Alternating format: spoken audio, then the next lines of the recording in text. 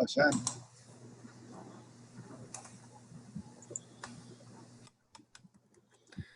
Hey, Alex, can you hear me? Yep, I can hear you. It's my clock says Let's see. I don't think I can hear you yet. check 1, 2.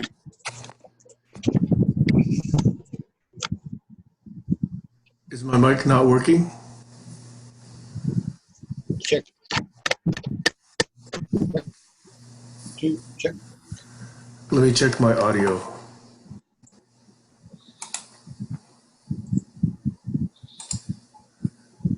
Hey, Stacy. Hey, Stacy, can you hear me? Is my audio working? Okay, because I cannot hear Alex. Testing.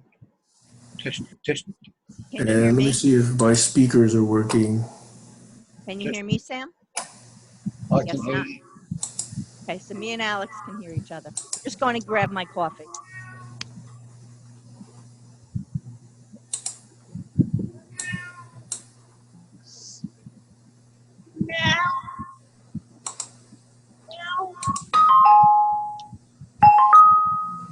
Okay, I think my speakers are working.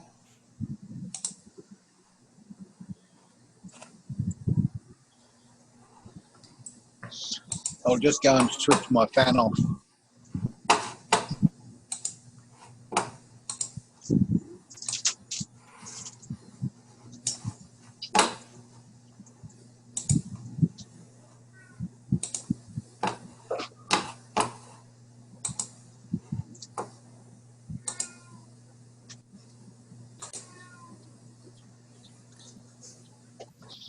Okay, I can hear you guys now. I can hear a cat meowing. Yeah, Cat's outside, wants to come in, but I don't want her to fight with a puppy.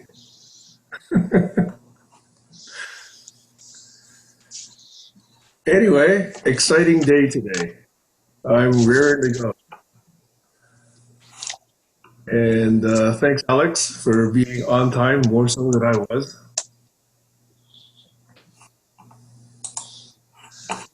And I have some prepared notes.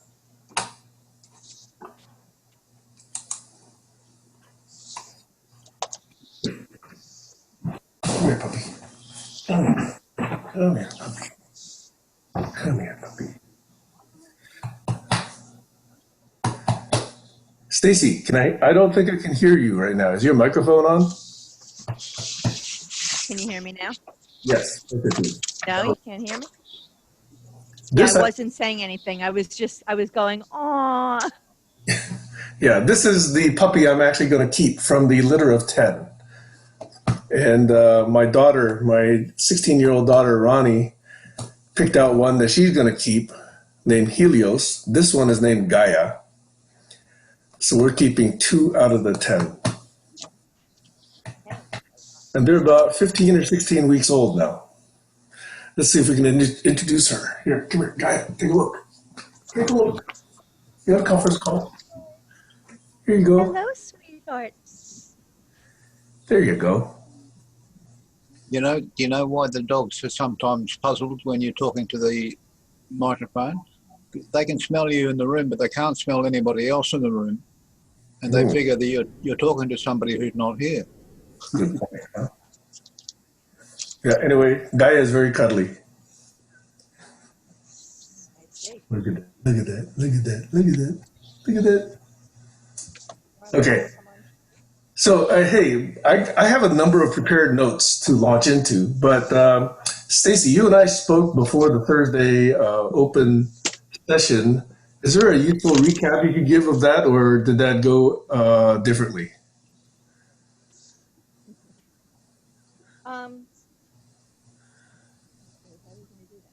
Well, Sam had mentioned that he had a list of people that he wanted to invite to a certain, I don't know how to explain this. I just combined an idea that I had for a way of putting profiles together and combined that with your group. And I wanted to add to it that I was thinking that since Lauren has a podcast coming up, we might use her as, if she's interested, we might use her as the subject or as one of the subjects, because I'm thinking we could have more than one, or that profiling thing that I was talking about. I can't explain. I'm going to let you explain it. That's not my strength. But the question is, how did that go over on Thursday? Oh, it didn't come up on Thursday at all. Oh, okay. All right. Okay. Well, I do recall. So last week I did mention that I came to a realization which could be taken as a sad realization, could be taken as an optimistic one, who knows. But I did say that we would try and shift gears a little bit in barn raising. But before I get into that, would you guys like to do a quick check-in? I'll check in with a question. I just have a question. I don't really have a check-in, but does it have to be sad, or does it have to be either one of those things? Because it just is. Well, it is a little bit sad. I'll even still say that there's a portion of it, but I'll explain that after the check-ins, okay? Okay. Alex, you want to go? Yeah. I've been considering the futile nature of a lot of the communications we have. Like after 3 years, and we have had some successes with sprouts, because people are interested in getting projects going off their own back, starting up things. You know, David Middlemass was a great supporter of some of the projects and encouraging people to look at what's going on. So I love that. It's a matter of networkers linking up, like Doug was saying, and using the methods of communication they prefer to signal each other, you know, about signaling. And there's a lot of trust involved. There's a lot of people here who just want to, and I'm always wary of that, because it's a problem, and it tends to send groups off on the wrong tangent when they should be focusing on what they came here for originally. Over. Apart from that, the fires are settling down. We've had some rain in Australia, but we're not in the clear yet. Over. Jaswinder, we have just noted that we may shift gears a little bit today, but we're in an optional round of check-ins, and Stacy and Alex have just gone. So you and I are yet to go. Well, I've just come in, I've been out, and I still haven't settled down yet. So I'll wait. You go and have your check-in, Sam. Thank you for your check-in, Jaswinder. Okay. Okay. So I spent some time last evening writing, but a lot of the time during the week thinking about what shifting gears really means. And I have some prepared notes. And I also have been a little bit happy because I did a demo for the company yesterday that was somewhat more successful than I anticipated, because I've been having lots of difficulty with this prototype. A lot of it has to do with just the constraints around the prototype and what has to be done before I can actually do any work. So anyway, I think that got unblocked, so hopefully I'm still able to continue on that, so I feel pretty good about that. It at least aroused some useful discussion yesterday around the core issue in the company, so I feel that was at least impactful. And then another part of my check-in has to do with this notion of anger, which has been a topic that I've been sitting with now for at least several weeks, if not my entire life. And I think anger still has a place in life. I don't subscribe to the idea that all anger is bad. Not all anger is good either. So I just have to find a good fine line there and how to express it. And then I'm ready to go. But Colin, I just want to say the four of us have just checked in briefly. And last week, I don't think you were there, but if you watched any part of the video, you may have caught on that I was proposing that we shift gears a little bit in barn raising. So I'm about to suggest what I mean by that. But before I do that, you are welcome to check in if you like. No, go for it. Continue on. Thank you. Okay, then let me give Jaswinder one last chance. As Jaswinder, you said that you had just come in from the cold, the spy who just came in. So if you'd like to take this opportunity, you are free to go at this point. Well, it's the time of the year that we all have kind of a self-check as to what we've been doing in the past year. Have we made any progress? Do we want to make any progress, or do we want to continue in the same vein? We had the session yesterday with Dougie in charge. Colin you were there, weren't you, Colin? Yesterday. There was no change there. I don't see Dougie wanting to move forward at all, although we did have Gertrude. She did a session with the traffic light system and how to progress conversations better than we have been doing. So that remains to be seen whether we'll actually take that system up or not. And I'm kind of with you, Sam. I'm sort of wondering whether we should continue, and if we're going to continue, whether we're going to actually make progress, or do we continue in the same vein, making excuses with that proviso, that rule that's everywhere in the world, is be nice to everybody, even if it means telling little white lies or even big white lies. It's better to be nice than to be direct and forthright, or even getting angry, or as I would call it, passionate and deeply passionate.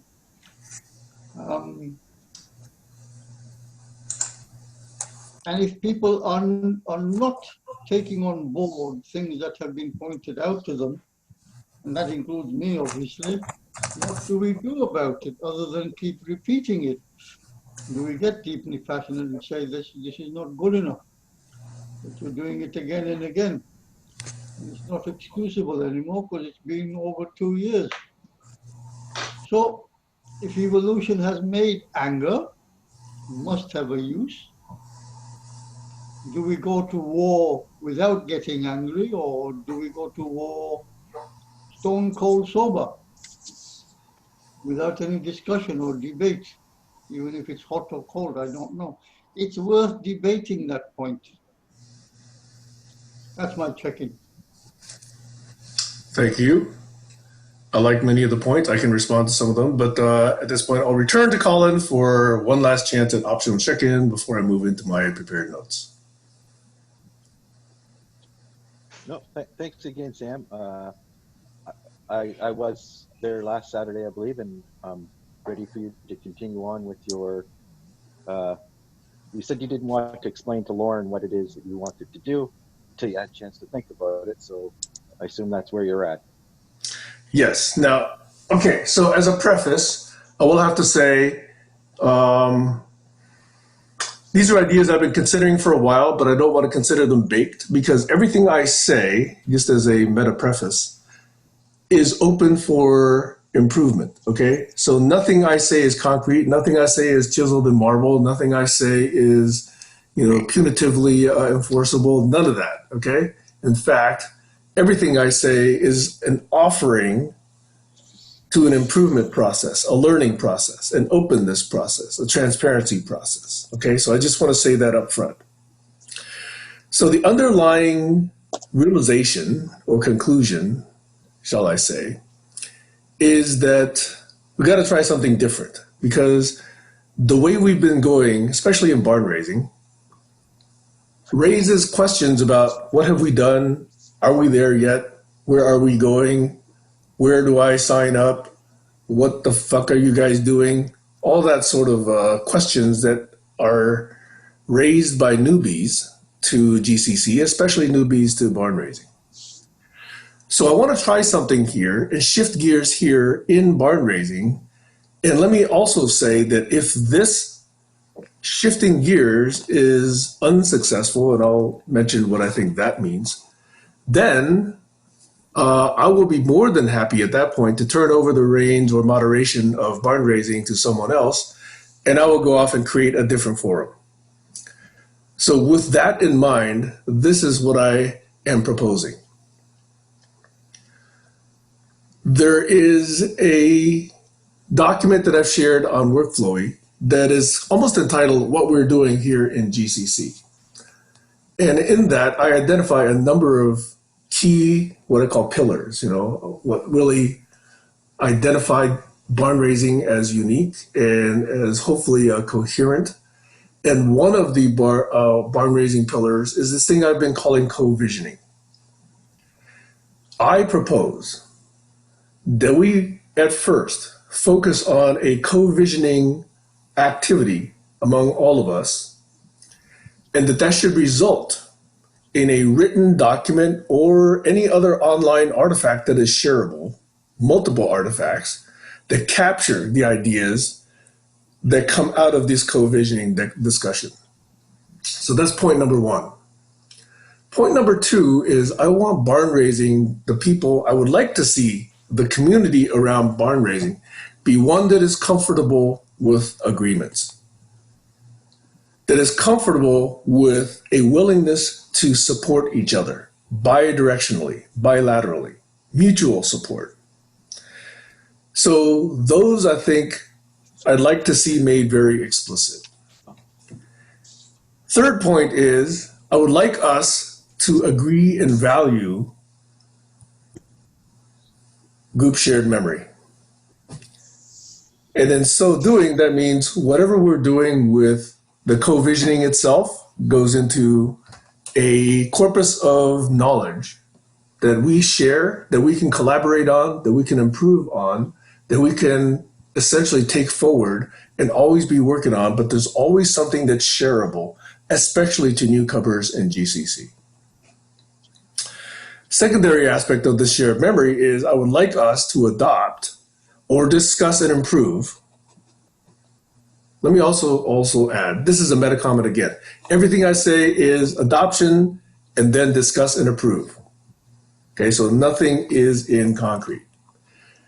So I'd like us to adopt and discuss and improve the 9 artifacts that to me are the minimum shared memory that we could create as a community. I would like further for us to think about the following values. And the first 3 values that I identified were the willingness to lean in. In other words, to be curious and generous rather than disagree and withdraw. The second value is probably in large part embodied in the leaning in, but to call it out as to be generous. I'd like us to be generous with each other, to really try and understand what the other is offering, what has been the background for that thought, and to really try and understand that before we disagree and before we dismiss. The third in this category I call truth. Okay, truth is leaning in, generosity, and the third element is critical thinking. I would like for us to be willing and able and enthusiastic about applying critical thinking skills and to be that curious, to dig in. And I think it's this point, Jaswinder, that I say that to me is a way to counter this political correctness business. If we can all be critical thinkers, if we can all be seekers of the truth, then we can be comforted knowing that people here at least self-subscribe to this critical thinking process, this critical thinking practice, and that we should then engage accordingly. The fifth is a notion of opt-in. In other words, I don't want to be a power source that imposes anything, that nominates anybody, that dismisses people, that kicks people out. I want this to be an opt-in, but I want it to be an accountable opt in. In other words, if you say you're going to do all this stuff, I want you to hold yourself accountable to it. I'm going to hold myself accountable to it. And I expect you to hold me accountable to it. So that accountability starts with self-accountability. If one is unable to do that, then we can be kind and say, hey, perhaps you might have wanted to do it this way because this seems to be at odds with what you said you wanted to do. So there's kind of a peer accountability, but to be exercised only if self-accountability really doesn't work. I want to try that first. And I want to do this with kindness. Kindness appears in my outline. We can do this in such a way that people know that we're trying to improve what we're doing here. We're trying to clarify what we're doing here. We're trying to improve and clarify ourselves. So that's why I really want to do this with kindness. But I also agree, and I just added, based on your contribution, Jess Winther, the word passion. The word passion means I think we really care. We have the sense of urgency. We have the sense that we want to make an impact. We have the sense that, it's us or no one. We are the ones that we've been waiting for. So let's get on with it. That learning mindset that is accountable, that's truth-seeking, that's based on shared agreements and shared memory, that's based on a sense of community, that's based on a focus initially of co-visioning, but then can go on to the other ones. That's what I would like to see in barn raising. So that was my set of prepared notes in an outline that I wanted to share with you. This is, of course, what I've been able to put together with an evenings of thought after a week, a very eventful week, but, of shifting gears. So clearly this can be improved, but I wanted to share it. I wanted to get your feedback, and I wanted to start that process now. And I wanted to see that in the coming weeks, I'll try and put this into writing that's shareable here, of course, and elsewhere, that there will be some process around these things that I've just mentioned. Like, how do we focus? How do we make ourselves accountable? How do we do the shared memory? How do we express a truth-based foundation? And how do we do this thing that I'm calling opt-in? So I'm going to try and put together some thoughts there, but obviously always ready for feedback and always ready for improvement. And at that, I'm going to shut up now, close now, and hear some feedback. Over.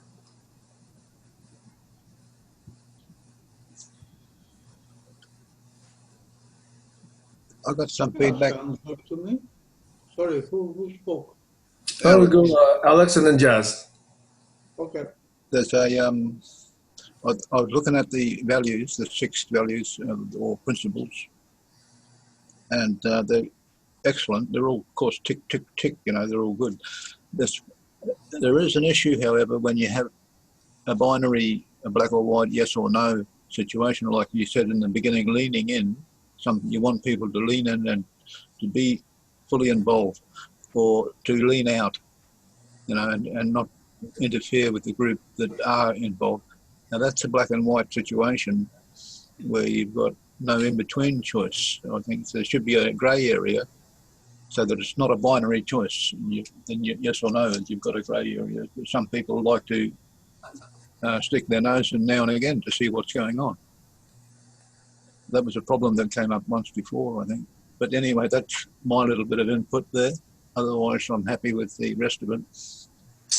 Thanks. My first piece of feedback is I don't see it as a binary. I see it as a spectrum, but thanks for that feedback. Jazz?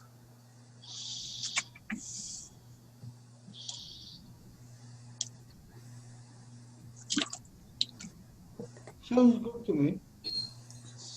There are going to be obviously gray areas, and there are going to be some very sticky subjects that we're going to come across, which we already have, and we need to obviously explore those in depth. It's just not sufficient to say that I don't want to talk about it, or it's gibberish, or it's mumbo jumbo. These are the phrases that have come across before.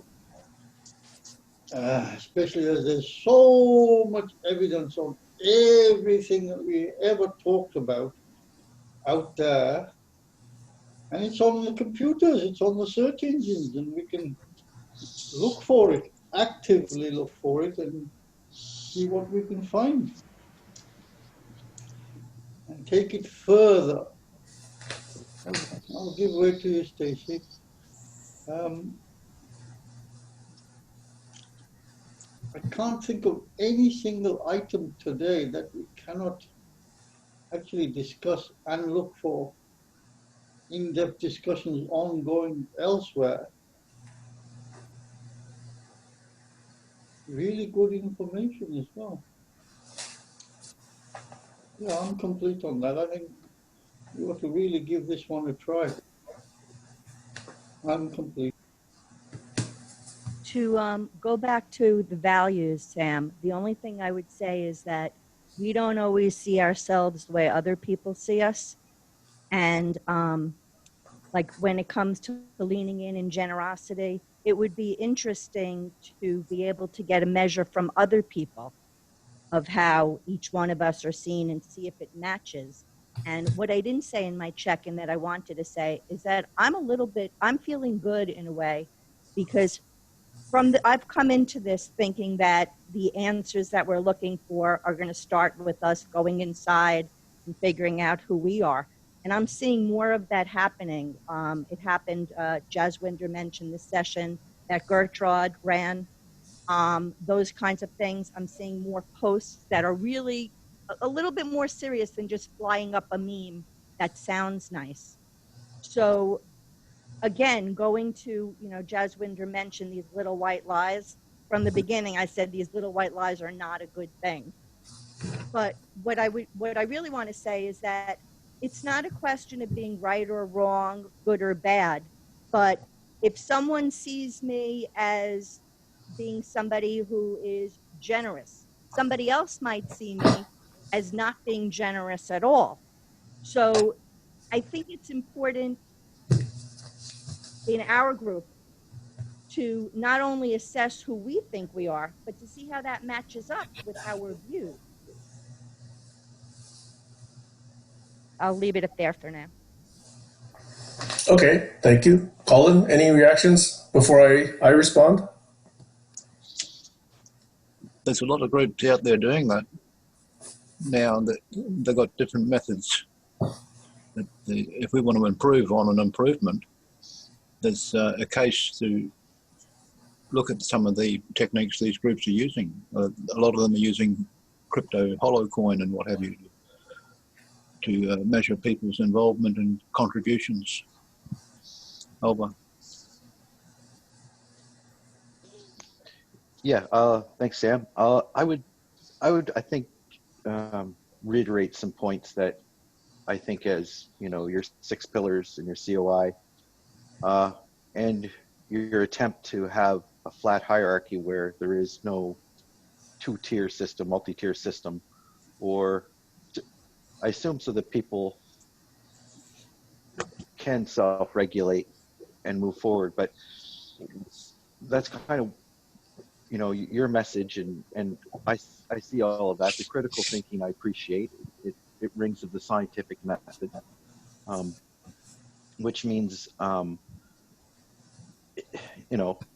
it puts it in a certain solution space as opposed to maybe an art project.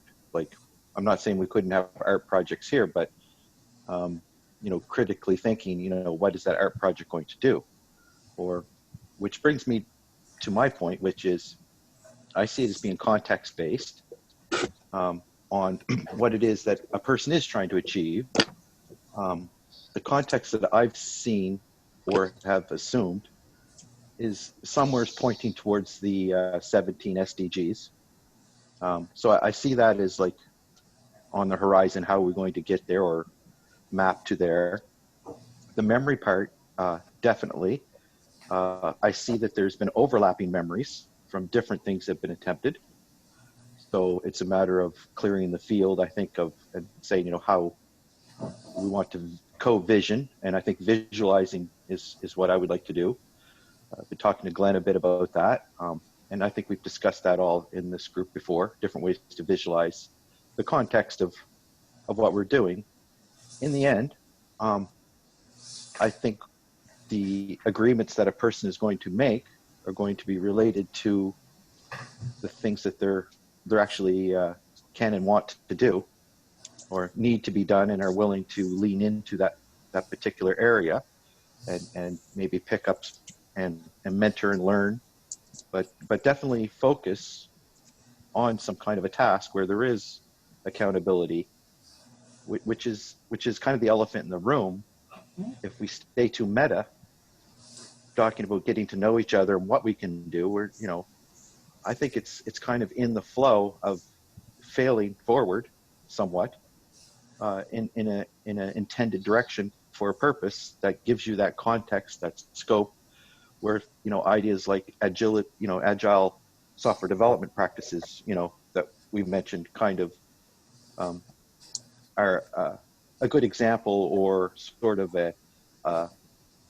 an analogy or model to think of how do you move forward in a group of people where you have different pieces coming together, or possibly separate little fractaled off pieces that are unrelated. I'm thinking about the projects that actually have come out of the GCC, or things that people have actually done.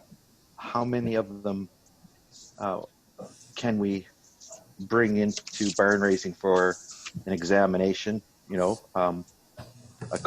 Context sorting. How could we lean into this to help somebody? Or if it's a self project, like Gertrude's she was very clear in saying she needed translation help for her stuff. So that was like not something that Alex would be probably invited to own in the end, because it's her thing. Now, if we bring pieces of that and adopt it into the GCC, who knows what could how that model could change the way things are done in GCC. Same thing with the alphabet code. Same thing with Doug's MMC model. Heiner has a lot of impressions of formats for exchanging and conversing concisely. But I think it all comes back to having these pods of context. This is what I'm working on, and can you help me? Not, oh, what can we do together to build something. Like it seems like it's a little too abstract, and it's hard to actually wrap your hands around what needs to be done, or how do we go about saying that I'd like to make an agreement on this particular thing. And I've seen you break out before, Sam, in certain sessions and say, why can't we start talking about things that really are pending and need to be discussed, like global warming or other things in the SDGs. And so it's like it's almost like people are waiting for everybody to come together to start something, where I think the magic is people breaking off in common interest groups and planting sprouts. And if it's somebody's pet project, then they make that known up front that you're going to be helping me with my alphabet code. It's not going to be your alphabet code, or you can use it in a particular way, or you're actually talking about something, as opposed to, oh, it'd be nice if we knew each other and what we have to offer and what we can do. I think it's in the doing that the path is struck, not so much all this going around in circles saying what's the best way. And as an example, with one of the best shows I can remember, was one of the first shows, was when Heiner was in the hot seat, and I think Doug was interviewing him, and there's like a fishbowl. So, it was going somewhere. So it was like a mini deep dive, I called it. I thought that was really good to express the toolings that Heiner was looking at. People could, if there was a good memory of what happened there, that was something that could spread. So I think it's a matter of focusing on how we want to present the ideas and scaffolding around them, and who wants to commit to them, and what's the basic layout of expectations when it comes to what is the delivery of this particular solution space. How is this delivered? Who's it for? And I think we articulated last time that a lot of the things that we're going to do here are going to be altruistic. Doesn't mean things have to be done for free, but it's leaning in and generosity that's driven it so far. So, I think people making rules, you can't do this and you can't do that, is just standing in the way of people expressing themselves. So yeah, I think leaning in is a great way to go. Kind of touching on a lot of things, but I waited till you finished what you had to say to make sure that, you know, we were aligned on that. So again, context, what is it you're actually talking about would be the question I would ask somebody. So let me, And I think the GCC was about forming governance, right? So that's kind of, is that still the thing? in fact, it still is, because Stacy, I know you got your hand up, but let me do two thoughts here in response before my brain forgets what I was about to say. Even though I do think that there is a sense of urgency, my understanding is that there are many hundreds, millions of efforts already underway to attack the SDGs and whatever else people think is a problem. So again, please do not misinterpret me. I'm not trying to replicate or overlay any of that in a direct sense. What I am trying to do is to do that level of inspection, analysis, retrospective, that says for any of those activities, what went well, what didn't go well, what might they want to try, what are we learning here? And that is where I am focused. That is a set of agreements that I would really like to clarify and make transparent and make explicit. So I am no expert in any of those SDGs. I'm no expert in a number of things on the ground. What I would like to do is bring that meta awareness, but to do it in such a way that it's in the context of one of those very specific activities. So therefore, there is only learning if you practice in moving forward. So the moving forward activity that I am proposing as an initial focus for bond raising is to produce a co-visioning document. That is concrete. That means it's testable. We know we can set a set of criteria that says, are we done or are we not done? We haven't got it yet, but we could easily come up with that. Okay. So in so doing, we will be able to tell when we're done or whether we're still in process, depending on our set of done criteria. And while that is not yet done, then we are in agreement, we're in discussion, we're in exploration, we're in collaboration, we're creating notes, we're actually, disagreeing and leaning in and being self-accountable.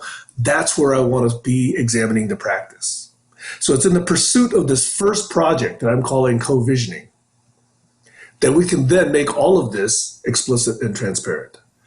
So I really want to stress this point, okay? That if you understand where I've been coming from and what my sense of offering is, it's in the study of how collaboration is successful and whether it can scale. Not any particular thing like firefighting or, water purification. Those are not my sense of expertise. But I have a more acute appreciation for the collaboration aspects, those practices, those, group dynamics around collaboration. So that's what I'm trying to learn here, because the hope is if we can do that, then that helps every collaboration, not just firefighting, not just everything else. And oh, by the way, that is foundational in my mind to governance. Over. Stacy? Yeah, well, I wanted to just jump off of one thing that Colin said that I really agree with, which is that not every task will require all of the same agreements. And I think that's important. The other Absolutely.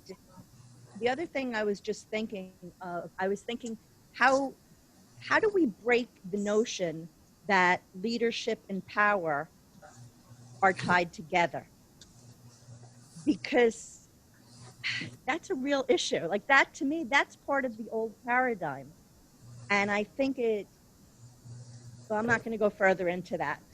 So getting back to what you were just saying, when I go on a website, one of the things I notice, whatever business it is one of the very first things when you click on the hamburger, it's who we are. So to me, that gives me the idea that knowing who people in a group are is foundational.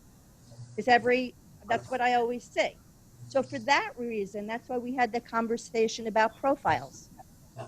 I think that the process of doing profiles could serve as a prototype for what you're talking about, and that we could use that process to see what works and what doesn't work. So can I respond before you jump in, Colin? Because I think we're trying to be a little bit more focused right now. So let's not leave things hanging for as long as we are used to in GCC. So I've always said, and I still want to reiterate, that no matter what project is proposed by any individual or group of people, I will either support or get out of the way. It is not my job to say no. It is not my job to, criticize. It is only a calling if I see that there are two such projects working at cross purposes. Right now, I don't see any project at cross purposes with a profiling suggestion. So I will support that. By support, I mean, if there are things I can do to help make that happen, I will do so.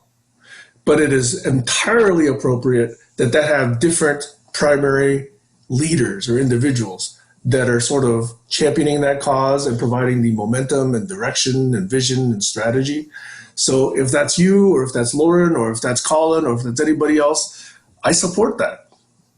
What I'm saying is what I'm bringing to the table, where my focus is, and these don't have to be mutually exclusive, but I will be pushing on and trying to push forward this co-visioning artifact as a step one, along with all these other meta things that I talked about earlier.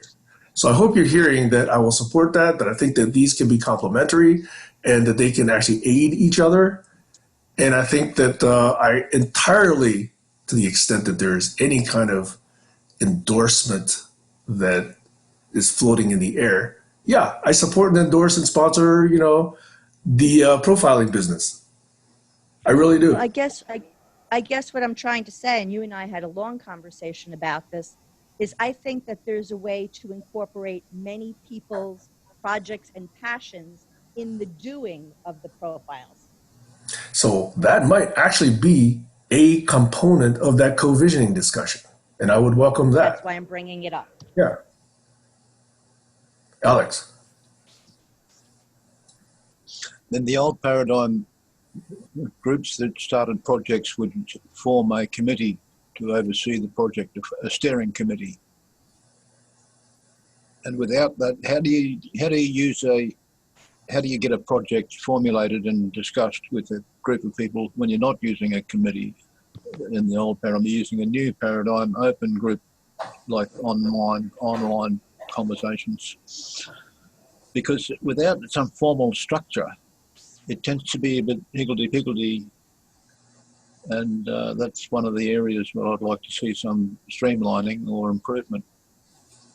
So I agree, partially, but Jaswinder has his finger up, so let me go after Jaswinder. We are going to have disagreements. Previously, the disagreement structure has been that somebody else becomes involved because in our collective opinions, we have this stored that we don't do that. Let's not get overexcited. Let's not start shouting at each other because we won't talk with each other after that. In the previous 2.25 years, we've had a lot of agreements and we're still together. So in my estimation, those of us who are still here are willing to continue through the arguments, which is what we want. Whether they're passionate or even get really to the point where we swear at each other, that's happened. And on the odd occasion when I didn't like an expletive being inserted where I thought it wasn't needed, I made a point of pointing it out. So that is the truth we're looking for. But I don't like that. Fine.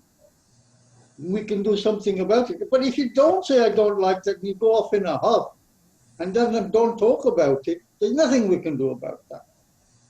That is being honest, coming forth. And if there are subjects you don't want to talk about, and as I've said before, that's really a no-no because every subject should be open. If you have reservations, if you don't know about the subject or for whatever reason you have a blockage, make it known. And at least we can talk about it. Otherwise, we can't move forward. Then we're going to do another year of getting to know each other and what are their blockages and what can we do about it. And that is me in a passionate mood. I can be calm, cool, and collected and talk about anything you want to. I don't see why not. Even if they're women's problems, I don't see why men shouldn't be able to talk about them with the proper words that we have rather than using words which are derogatory. That is objectionable. Everybody objects to that.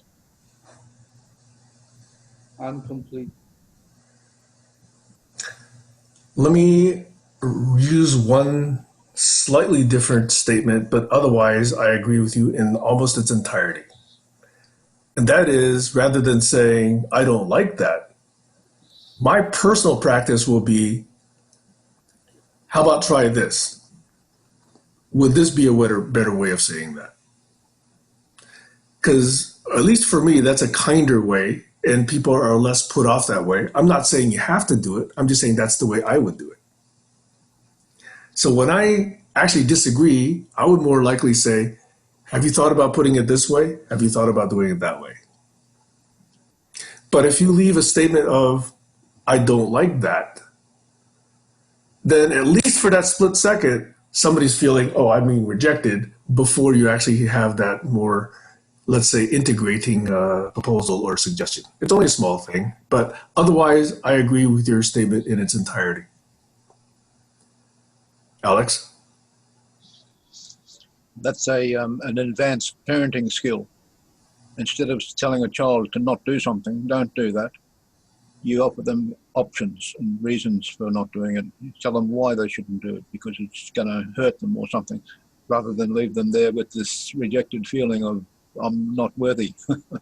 So that's an advanced communication skill of parenting that can be used with a group, provided the group understands, you're coming across for a valid reason. You're there to help. You're not there to hinder. Over.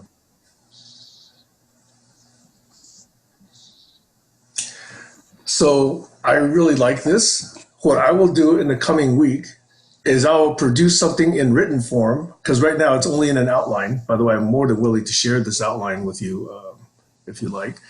And then sort of circulate it here and within GCC. Okay. Now, that circulation, again, is meant for review and improvement. Okay. So eventually we're going to get into what I'm hoping will be something akin to agile practices, which is, let's set a reasonable time frame for the time in which we can make some amount of progress, whether that's 2 weeks, 6 weeks, 3 months, 1 month, whatever that is. It's an important periodicity and regularity to decide on in agile, and I'll give you the two dynamics there. It is important because in that period, it should be enough that we can actually show some progress, but it should be short enough that nobody gets really irate or bothered because, oh man, what I really wanted to do is not in this one, I have to wait for the next one. So those two dynamics give you, oops, can somebody say something?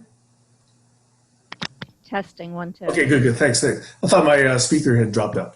So anyway, that's the importance. And what I'm about to say is, let's pick either a 4-week or a 6-week iteration to begin with, but that's a separate discussion. I don't need to do that today, but I'm just giving you a sense of what that means, because the third thing that comes up in the selection of this sprint period or iteration period is this notion of a retrospective. Because at the end of it, you demonstrate that you actually have achieved what you set out to achieve, or actually, and you actually get into a discussion, a short discussion, no more than 2 hours long, usually for a full-time team, that says, what should we continue doing? What should we stop doing? What should we try doing differently? And what do we not yet understand? And then park the things that we don't understand. Don't have to address everything up front.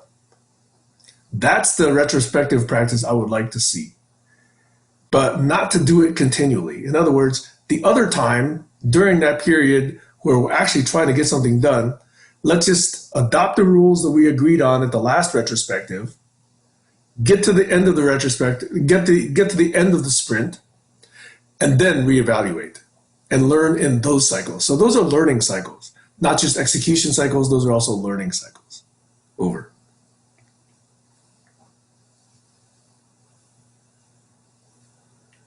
Okay, I'll take another advantage of this momentary lull. Okay, all right, Colin, you stepped in. Go. Yeah, I think there's a bit of a delay. I'm not sure. I don't know how good the internet is. So I like the idea of profiles as well, leading in. And, I've basically been naturally kind of doing personal profiles as I meet people so that I can have a bit of a memory of who they are, what they're doing, links to what's important. You could use, if it's all online information, you could basically put each person in a folder in, your bookmarks under GCC, which I do have for a lot of people. So when somebody shares a link with me, I don't just look at that link, but I also put a copy of that link under their name so that later on I can search for that or remember who was it that shared that link with me, and I can follow up with them. Simple things like this, but it's based on what the link was, not who the person was. It just happened to be that person. So I would say that my co-visioning would be around the thing that I'm bringing. And I would say, I got an idea what Alex is bringing. I've got an idea of what Stacy's bringing. I got an idea of what, say, well, without belaboring, each one of these, Glenn, each one of these projects has been deep dived, has been hours of critical thinking put into them, and has enough of a scoping that we could have actually put, things forward if there was something there that somebody was going to lead and shepherd that. So, we could actually take maybe a 15-minute thing if we want, and just take one of the people's ideas here and show how profiling their idea and the solution space around their idea, a lot easier to step forward with that than just profiling who the person is. And I think that was the point Heiner was really trying to make with his way of doing the dives and the format he was looking for as introducing a person, but based on what they're doing, where they're going, and what help they need for what they're bringing. And if they're not bringing something, they might want to join in with somebody else learning what they're bringing. I think Sam represents that a lot. He's looking for people to co-vision with him on finding ways to basically, move forward in a group at scale with memory in a GCC manner. One of the projects I thought was great at the beginning was people saying, what is the GCC to me?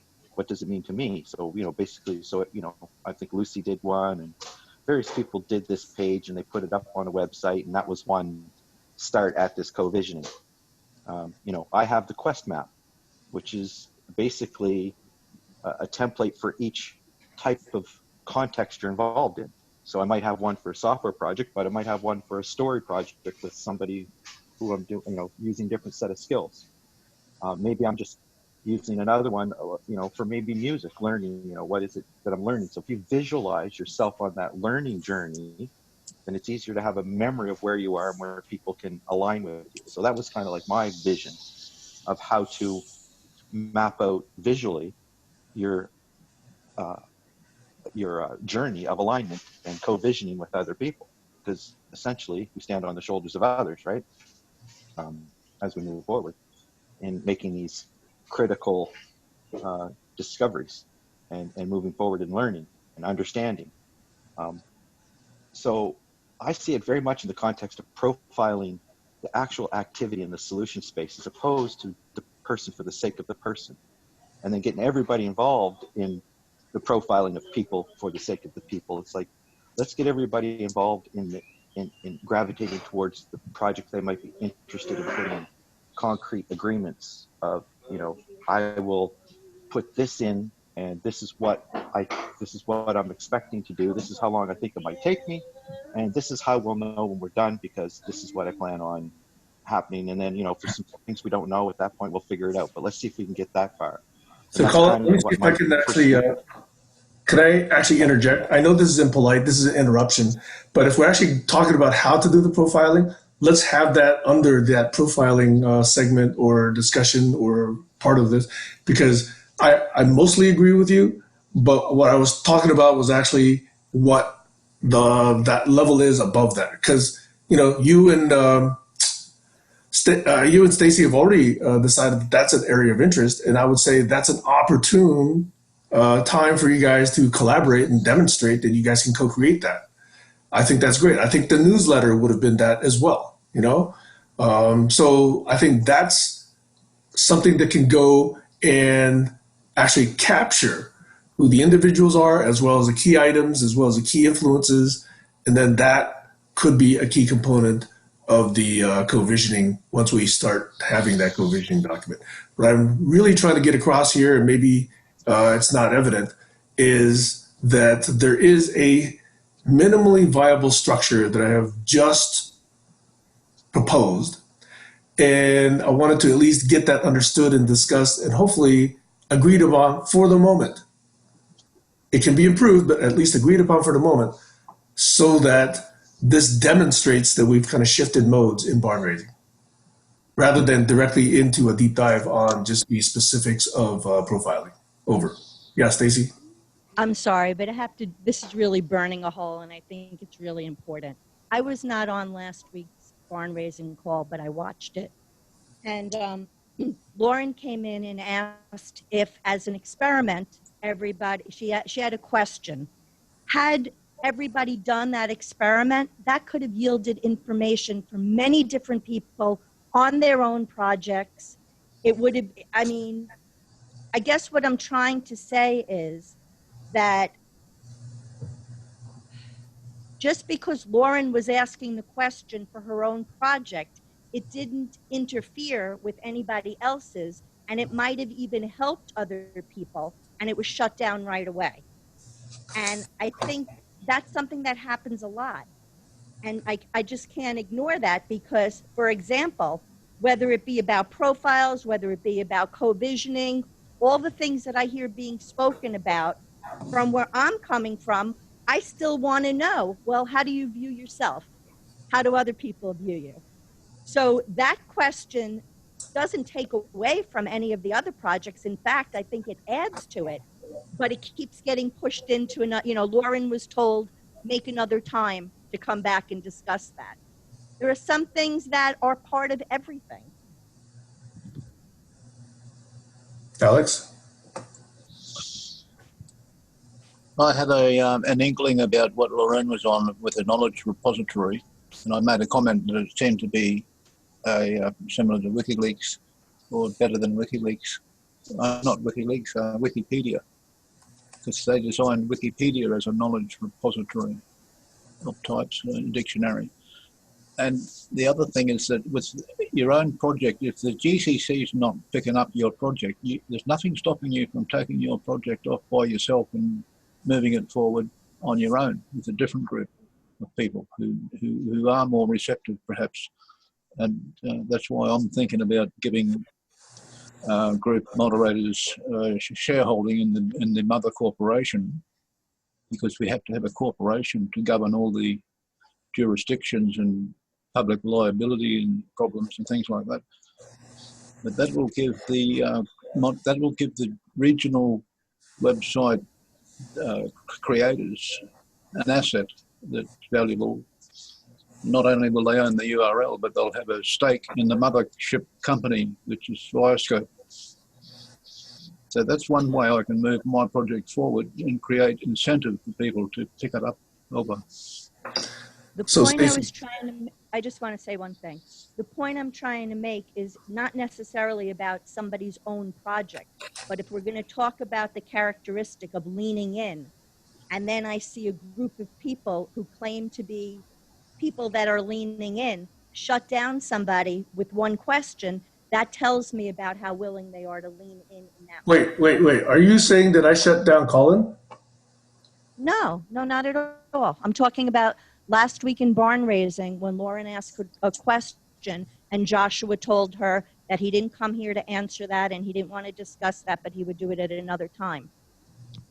Had nothing to do with you. I'm sorry if I wasn't paying attention at that point. I think I would have interjected myself at that point. I was probably distracted. Yeah, Colin. I tend to agree Actually, with Dave. that was pretty clever of you to pick up on that, Sam, because you actually did what Josh did to Lauren to me, but you did it with kindness. So it was a lot easier to flow within the conversation, saying, you know, I think that's very important.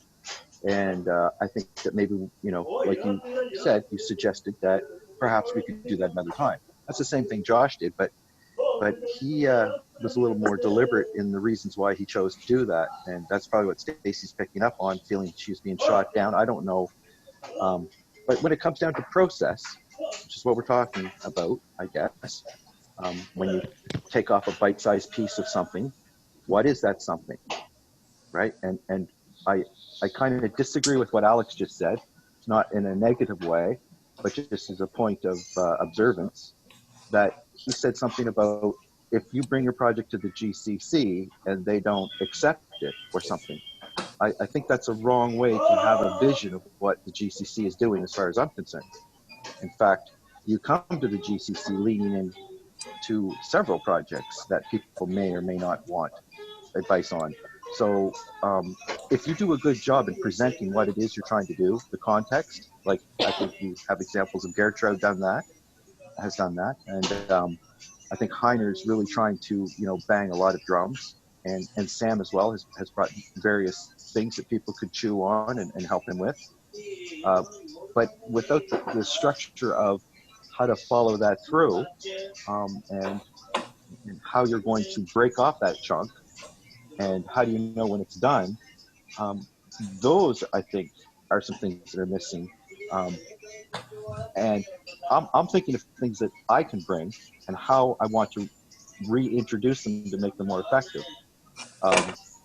I would rather not spend my time, as you were steering away from the negativity, instead of offering positivity and kindness and ways to move forward. So, you know, there's things that have happened that I feel that were totally unnecessary. Should be brought up as examples, or should I learn from that and move forward? And I think, you know, that's part of the four agreements thing as well. You don't take these things personally.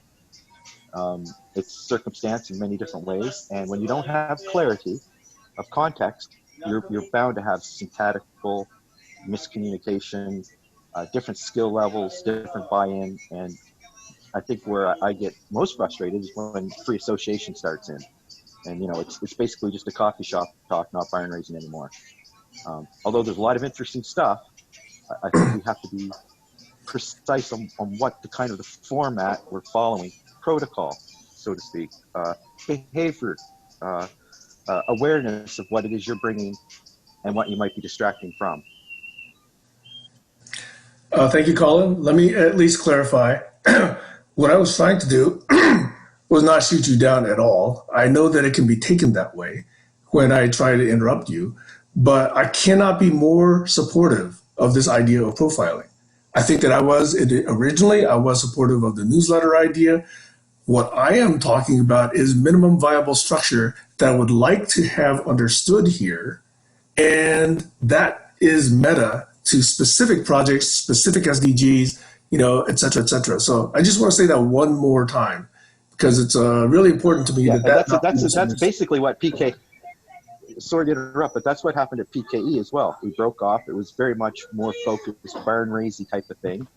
And the conclusion I had there as a co-vision was that you got two entities. You've got the thing you're just talking about, the thing that facilitates, incubates, and then you got the individual projects themselves. So it's like two levels of things, and they're not the same thing.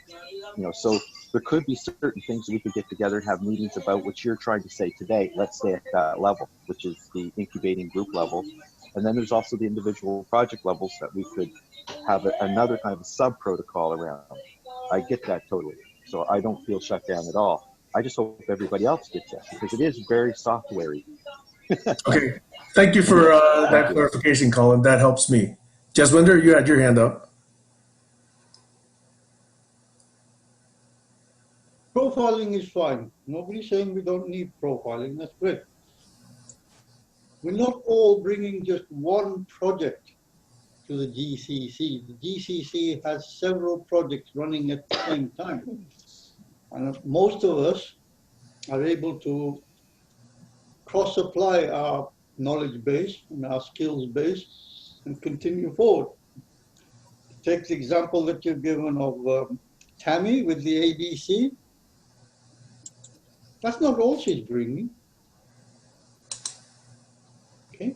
Right now, it seems to me we're going back and trying to set that the conversations that we're going to have are going to be at a higher level. You've just iterated what we've said at the start of this particular session, was that yes, they will get railed. And they may even get derailed. We may even start arguing. But that doesn't mean to say that we should stop there. And if there's information not sufficient for somebody to understand that particular aspect of whatever project or conversation we're having, then it's incumbent on the rest of us to make sure that they get that information, either by themselves or via us. Previously, we've tended to, if somebody's become blocked, we've tended to let them stay there. Who put that thing up? Lumio.org for the project nuts and bolts users.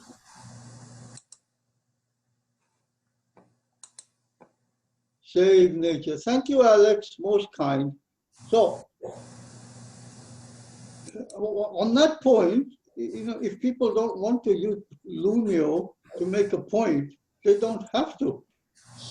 When I put a comment up in the comment section, I'm doing that off my own bat. It's not directed at anyone who's talking at the moment. I put things in the chat all through the session without regard to who's saying what. Just something that came up a while ago before you started talking. So it's not directed at you specifically.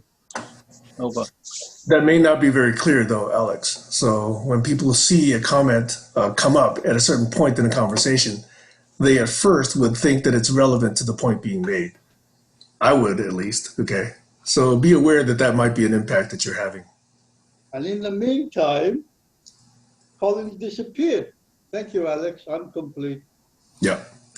So let me just note for the record that I will take myself in the following way. I'm going to produce 2 action items for myself. I'm going to produce a skeletal document, a draft skeletal document that kind of summarizes what I opened the session with today.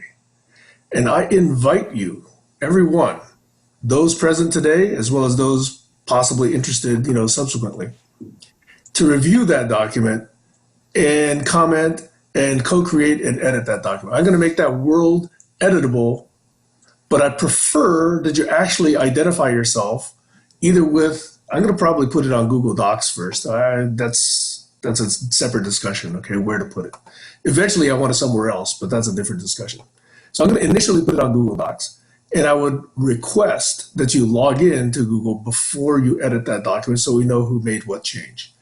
I'm not going to require it, but if this gets out of hand, maybe we then change that practice, okay? So it's 2 parts. 1, I'm going to create that skeletal document. 2, I would ask each of you to go and review/comment/edit and co-create that. Over.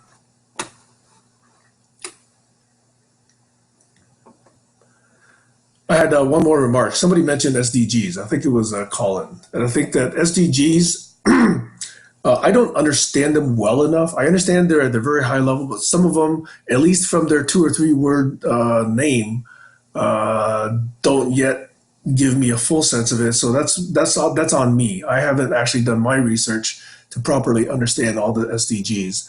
And I'll probably say right away, I'm obviously not going to be expert at all of them, but I'll see whether or not any 1 or 2 might be ones that I could particularly lead on. But at least for now, the focus that I'm proposing for our activity here that I'm bringing to the table is to produce a co-visioning document. And that's what I'm trying to rally us around, at least for this initial practice. Over. Is it a special interest group, SCG?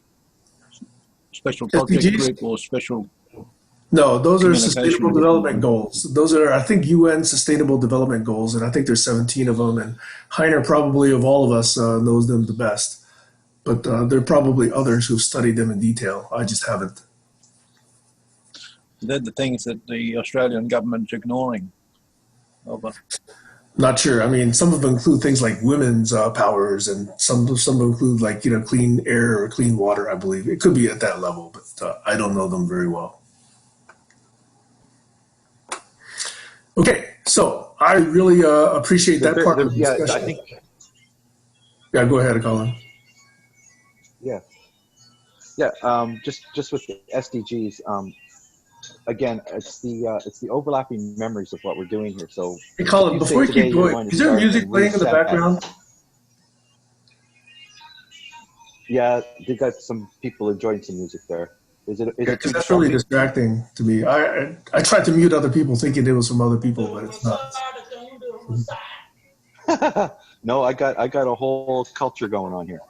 So so the idea of the multiple memories and trying to reset where we're starting from now, again today, will be lost on some people if we don't have a way to visualize that or to communicate that.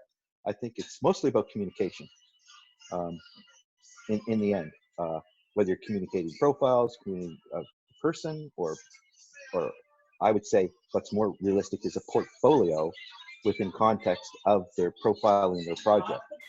So you have several portfolios that you can put forward to say, this is what I have that's relevant to this particular thing. Now, you might want to do a super deep dive and go into all kinds of other things, but I don't find that as immediately relevant.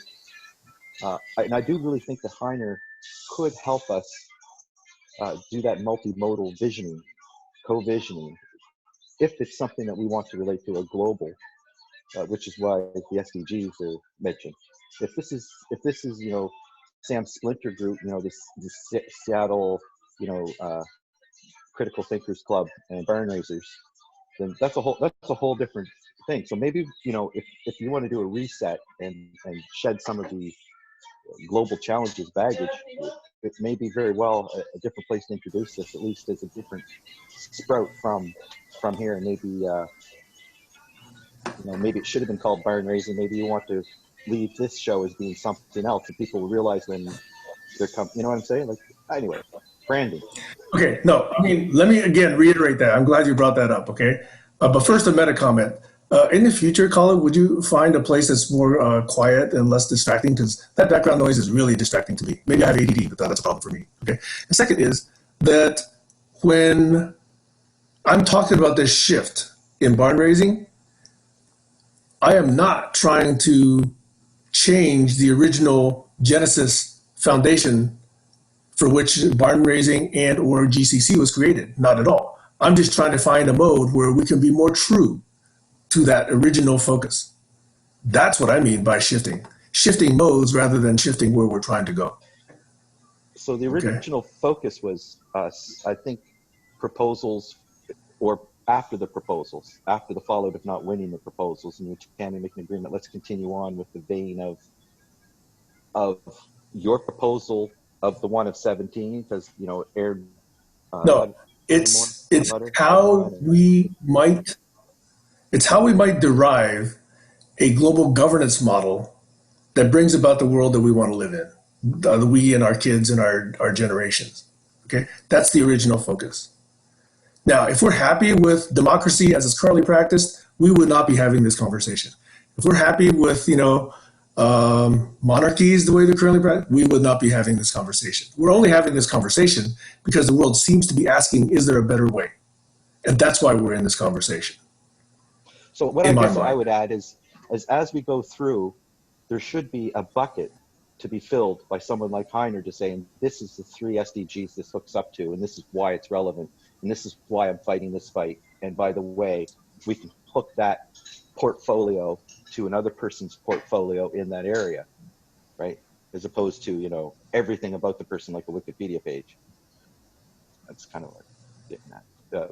I would say yes. I would say that's a very good role for Heiner, but also a very good role for others. Yeah. So we don't have to say, hey, Heiner is our sole expert on SDGs. He may be in practice, okay? But other people should feel free to come in and say, hey, I know about SDG number 6. Let me take that and run with it, okay? I would welcome that. Yeah, yeah. I assume he Okay? has his own forte within there, but that is his thing, right? So Alex was talking about Viascope, but again, let's back away from these individual projects to say there's some cross properties, and I think the SDGs is one of those things that cross embeds them all, and we could learn by looking at Okay, the so larger scope, but not as a single purpose, but as all right, so let me ask you, context. maybe you can help me. Maybe you can help me, Colin, okay? Where is there a good, hopefully reasonably short, either tutorial or white paper or web page or whatever, or book that says, here's how the SDGs came about, and here's why there's 17, and here's why there only needs to be 17. Where's that background? Because that would help me a lot. Just as a matter of coincidence, Okay, just hold on. is it I'm that about to the Millennium I'll give Project? Heiner a call, and I'll get back to you. No, All it's right. happened Well, naturally. See, you've been. Yeah, I'm saying Heiner could answer that question for you. I could give you a layman's answer, and that's what you're saying. You have a bit of a layman's answer as well.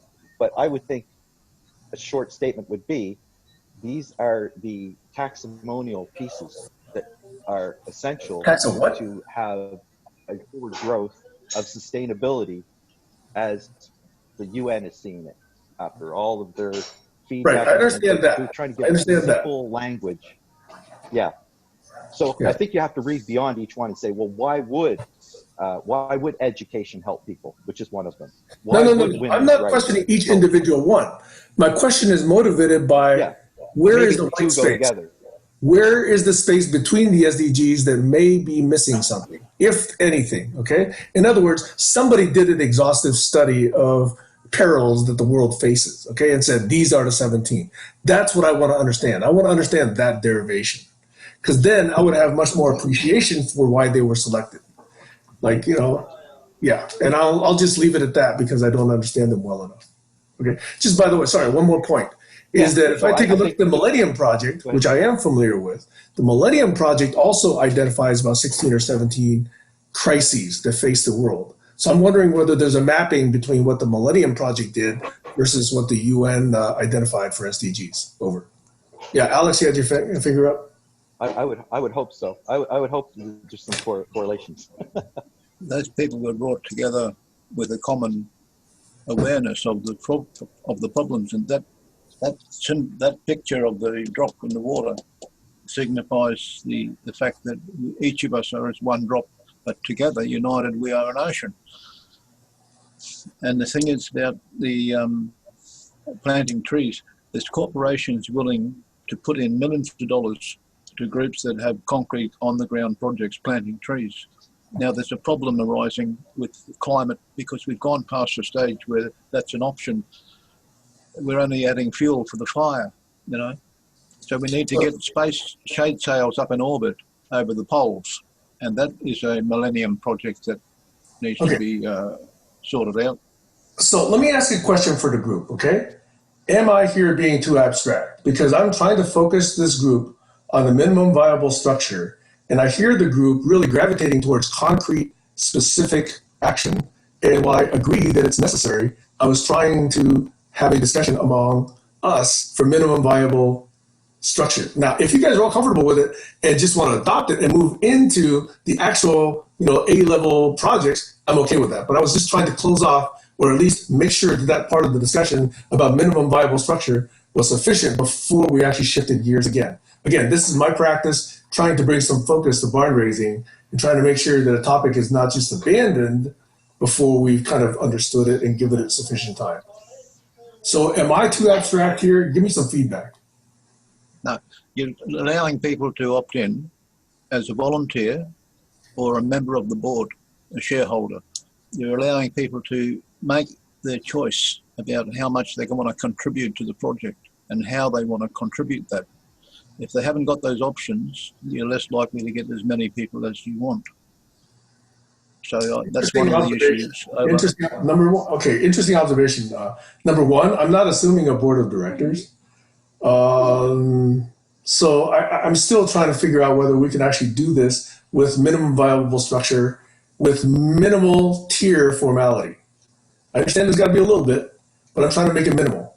Part of my, by the way, my lack of follow up on profiles, let me just give you this glimpse into myself, okay?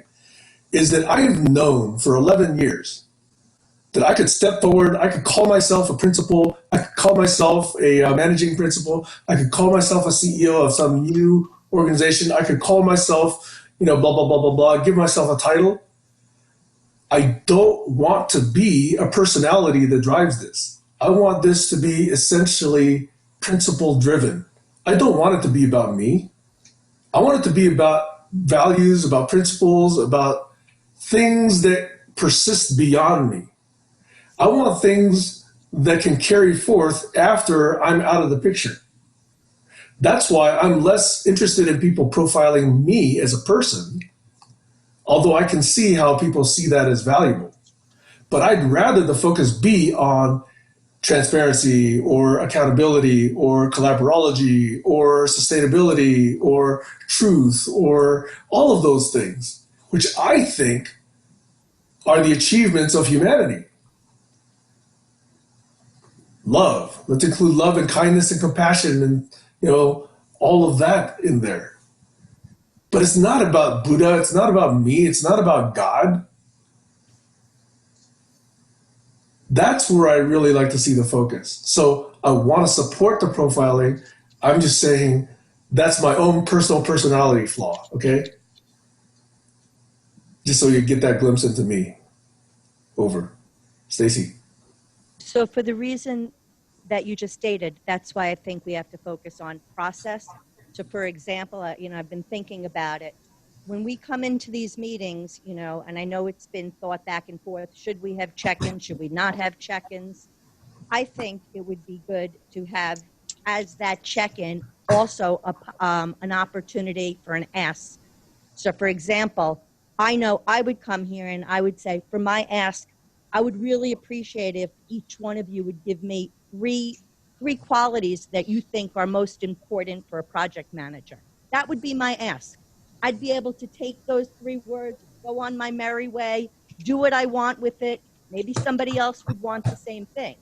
Now, I've brought this up before and I've been told, well, start your own thing and then you could ask. Why do I have to start my own thing if we're supposed to be co-visioning and helping people? And it's a 3-minute thing that I'm asking. I'd like to add to that because I've heard what Stacy said earlier was a good point about in relation to getting to know people, and her point about do people see us the way we see ourselves.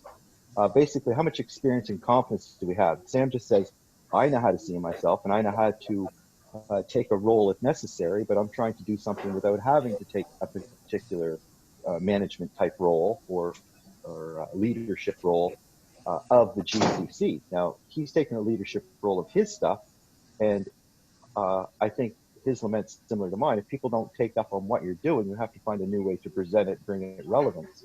What I've come to the conclusion of, and kind of what I said here already maybe, is that through example. So if Sam's laying down these principles, okay, let's take something and map that out, maybe a poor choice of a word, let's draw it out. These are the milestones. How does that circuit look like for this particular project? It's going to look different for a different project. And if Sam's talking about, so by example, you can get people to understand your abstractness better as a concrete example of it, and what's variables and what's the important points. Sometimes, if you point to the moon for a dog, he's going to look at your finger. But when we point the moon to humans, we want them to look at the moon. And if they're looking at our finger, we haven't explained what we're doing very well. Because, so by example, we show these things. And I guess the other thing is I too had an adversity against being deep dived by Doug. because it's not about me in per se. And I like the way Heiner handled it, because he kept diverting to what he wants to do to increase understanding of something. So particular understanding of what he was trying to represent. And he thought that there was certain formats that work well for that kind of a purpose of understanding what he's trying to relay. The word coming down here is mentoring. I think Sam sees himself as a GCC asset that can help mentor this governance so that people can get together and coexist and co-align and start doing things more in an agile development type of way, seeing some results.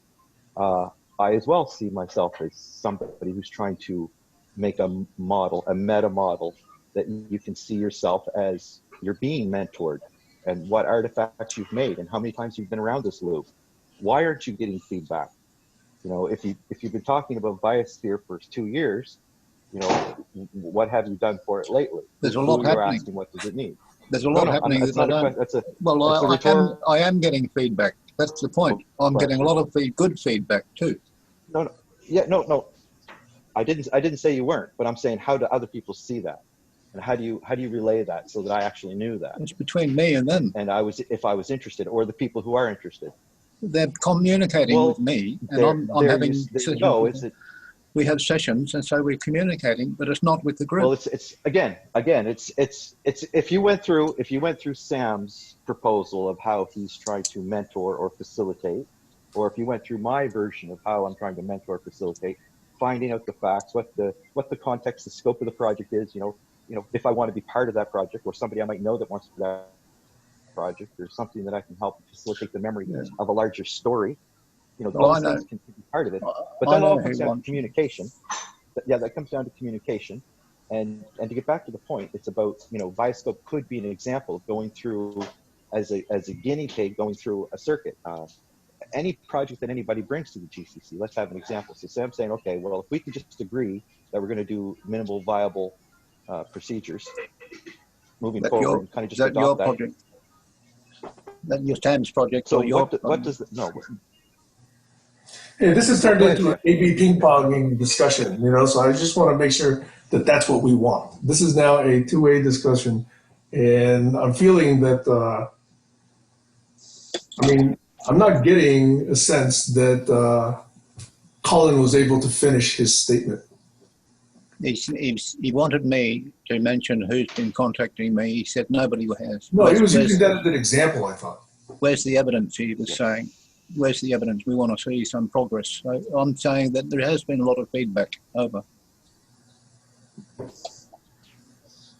Colin, you're on mute. Sorry, maybe I should have used Lauren's profiling or Stacy's profiling, or, you know, Sam's COY or something, as, you know, how have you been getting feedback on that? Like, do people understand the 9 assets or the 6 pillars? Like, what could we do to make a story so that the people have a memory and say, oh, I see what I the flow of what I need to know to align with Sam. Not, you know, is Sam a nice person and does, you know, he raise dogs and, you know, all that profile. That's irrelevant really to bringing the COI forward. And I don't think that people, but that's my gripe with profiling people as opposed to profiling their portfolio towards a project. Stacey? To move forward in small steps.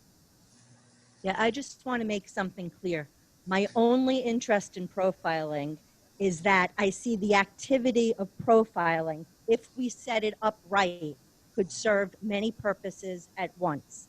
I am not a profiler. That is not my project that I live for. But as a designer, I see that as something that, if we design the process right, could serve many goals. And I want to make that really clear. By the way, and to what Stacey was saying, sorry, but I just wanted to say again, what Stacey was saying is people might not see themselves. So profiling someone to help them get started, to know where they might fit in, or this kind of stuff, onboarding, that's beautiful type stuff for people who might be lost. But people who already have 14 models and they're trying to be better understood, they need more mentoring or alignment with the particular process that we have, which is what Sam is actually trying to lay down right now, so that we follow what is happening into some kind of a communication pattern. By the way, another way I would like to say that I'm in support of this profiling business is if you take a look at my 9 artifacts, the who's who is the number 1 artifact. It is the number 1 artifact. So don't misinterpret me as saying I don't support that. Okay, that is definitely an area that I do support. Okay. Yeah, no, Sam, I don't take this. You and I have spoken, so I know you're on board.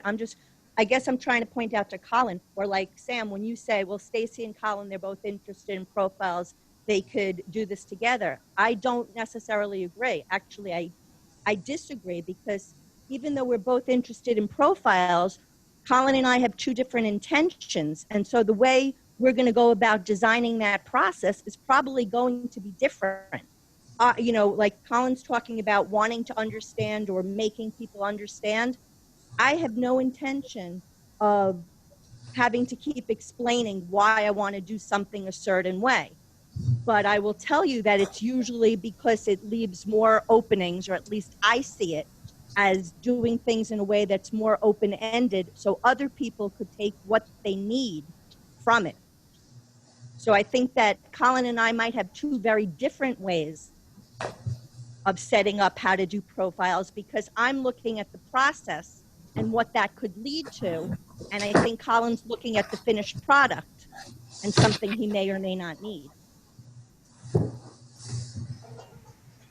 Okay, I see that those are a quote unquote process as well. Okay, all right. Yeah. So my feedback is this.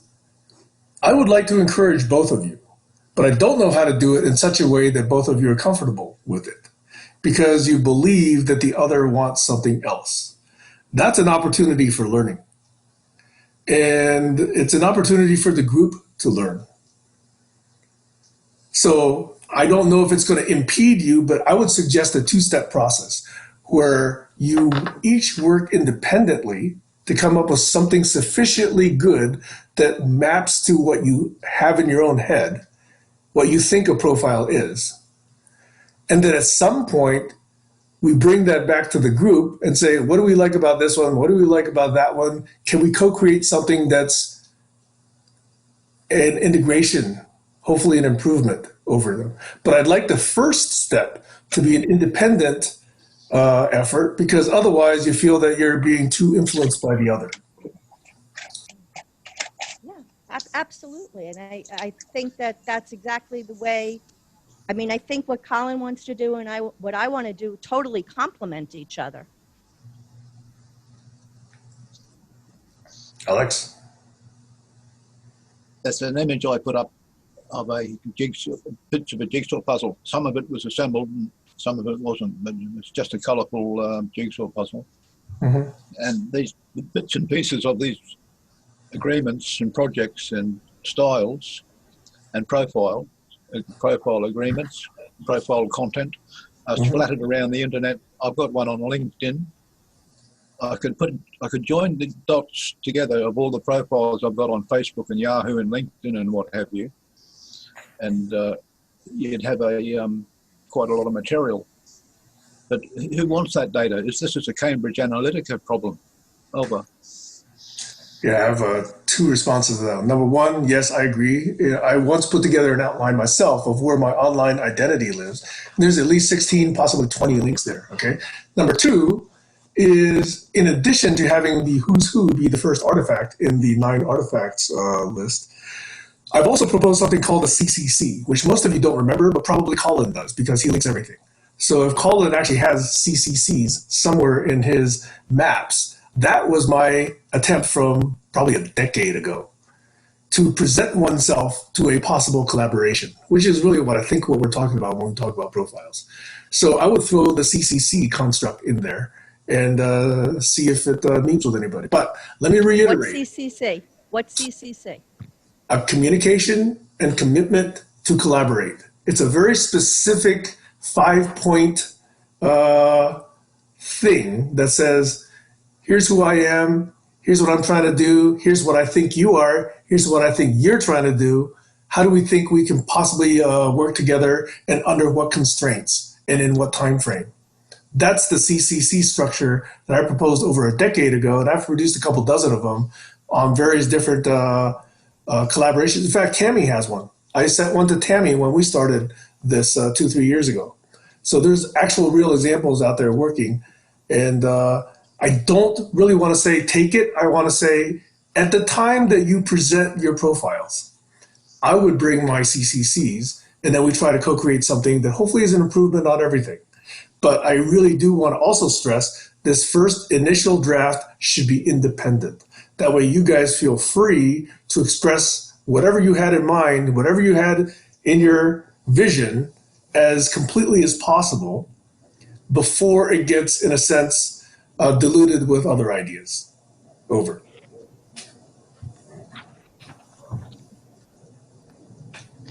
Yeah, that recently happened to me. I realized that I've already got my proposal and my work done. It's in an abstract format, which needs examples for people to understand what it means. What you just mentioned about those 5 key points, they could be put at the gate of whether you're ready to go on to level 2 collaboration. If you can't answer those things, you got to go around the mentoring loop again. Yeah, it's, I see it very clear. And each person's, that's abstract on top of my abstract quest map. So, Glenn and I were going to get together, do something. And last night, Glenn was supposed to go through my quest map as an example, but he forgot about it. And we've been trying. It's hard because of the time difference, but we also were hoping to do after GCC calls, which I don't see him here today, so he's probably busy, but we have a 6-week focus. And I said, the success of the GCC, Glenn, is you and me right now attempting to do this. This is the success of the GCC. And so in that, I realized that, he wanted a copy of it. And I said, okay, well, I'll pare it down, give you a copy. And I said, well, Glenn, there's already a copy of it in the Facebook file section that I uploaded months and months and months ago, right? So again, I reiterate, it's my lack of communication, pushing, I don't want to say selling, but finding a way to reiterate the understanding of why this is valuable and why it could be used. And I don't think it's going to take off until I have a few example cases going around. And I've had that vision for quite some time. So that is my vision. I'm ready to co-vision. I have my vision, right? So when you're saying I could get together with Stacy, figure something out, I already have my independent effort put forward. Now the newsletter was something that goes to the group level, right? The GCC level, where it's a different kind of a structure, different kind of a format, different kind of governance. But when it comes to my journey map, I did that independently. And now, just through what Sam just said, I can see from what Sam said how I can put one of those pieces to the puzzle right there to make it more concrete, to say, you know what, this works for me. I'm going to give this guy a pass. I'm going to start paying more attention to this, putting more time into this, making some agreements. Come on up to the second level. You've gone through, you have gotten ready. And that's what I was trying to push at the very beginning, this concept of getting ready. So you're saying do the work to get ready. You don't come to the GCC like you're going to pick off a pile, oh, this is the next task we're going to do. We don't have agile development practices set up here yet. We tried to do it with Trello. I think I take a lot of this stuff for granted. So when you asked, is it too abstract? It wasn't too abstract for me, but maybe it's because I'm taking this for granted, and that's why I'm pushing on these examples. So I don't have an example of Glenn going around this map, but that's one thing. What I would like to do for a retrospective, here's what it is. What I propose to do, I've already done, and why it's not being communicated and working and getting feedback loops is something for me to figure out, and me to ask other people, why isn't this working? Why don't you find this interesting? Is there some way I could change this? The profiles come out of the wash when you're doing it. I see it as an implicit part. Have you got access to the analytics to find out how many views that map has had on the file section in the GCC website? Because if it's only had a couple of views, it's more of a co-visioning mental exercise than it is, read this and get back. Nobody knows it's there until you tell them. I've said it many times. I've tried several things, but that's for me to figure out, right? Okay, so since we're talking about profiling, and I think that's what Sam's getting on could help me, is everybody aligned to the idea that, oh, Colin came through the right door this time. I can see him. I know what he's up about. I think I might want to give that a second look. Okay, since we're talking about profiling so extensively right now, let me add my druthers, okay? And specifically, if, let's say, Colin, you produce a profile of, let's say, me, okay? Then I think it would be an interesting question, an interesting process question of what is my responsibility in that? Am I responsible for approving it? Am I responsible for editing it? Am I responsible for providing the initial content? Am I responsible for anything having to do with it? And is that mainly your offering to the community? Or is that your offering to me? Or is that your own personal notes? I'm really curious about those things because each of those could mean that it takes a different form. Like, some people could say, hey, just point to my link in LinkedIn. And that's what 99% of the professional world does today, right? Maybe 1% or 2% have their own personal blogs. So maybe 1/10 of 1% say, here's a 2-minute video of me. This is how you best understand me. So it depends really, who the audience is, what the intent is, who the person is. If I'm an artist, I don't want to link to LinkedIn. I want to link to my portfolio on some museum website.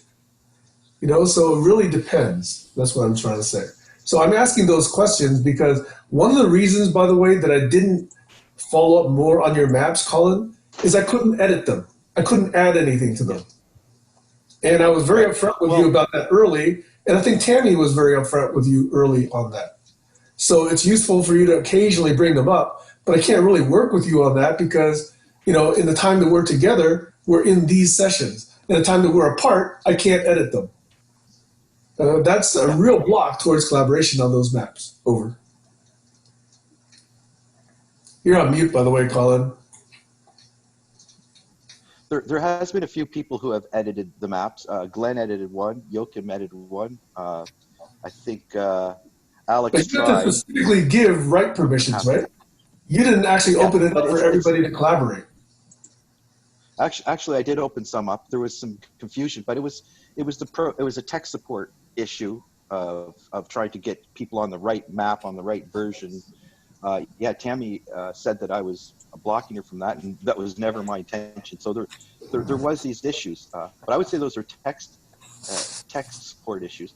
To get back to your other concern, and sort of what Alex was getting on about, I think that these are, again, simple, common sense, and in my mind, taken for granted ways of mapping out somebody trying to figure out what it is they're trying to offer, what is the solution space, what is the problem space.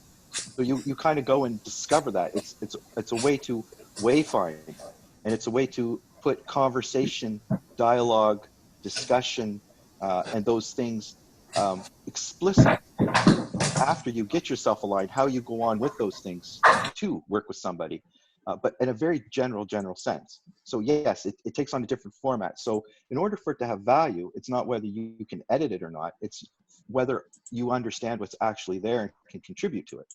So if you understand what the model is, essentially, and what it's trying to portray, and I've done a very inefficient job at trying to do that. But again, I don't think barn raising is about me taking that time unless it was something that was going to be profiled. And I think that was done in an experiment way early on before I was even ready or even had the journey made at that point. I take so much for granted.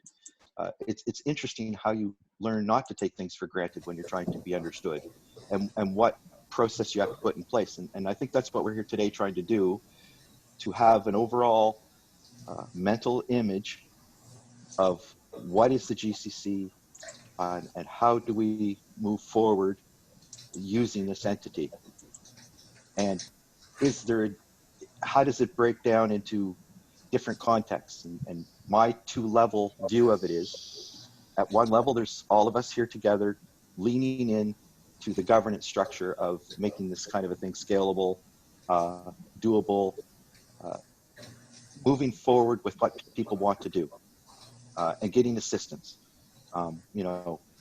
That's it's software development. It's it's very abstract. You have to work together very close, but you know, you're getting usually paid, or you have a passion in that area. It's the, you know, the procedure, the tools have been worked out, code repository, you know, the stuff is there if you want to bite into it.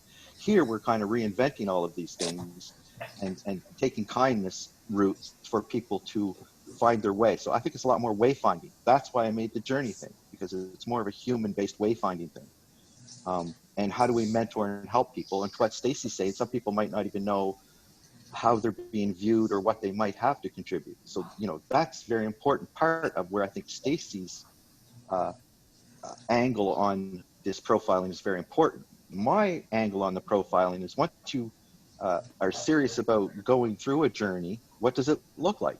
What is it you're trying to say? You know, how could I help you? And before you go up to this next level, you've got these, you know, 5 things to consider if you're going to go talk to Sam. And, you know, maybe there are way stations around there, or, you know, tutoring, I think is a big part of it. Mentoring, tutoring. We're talking about education and wayfinding, and how do we do it in the flow in a group format? It's very, very difficult. I think you're right to say, let's schedule a time to do that quest map where we can understand it, but let's not do it here today.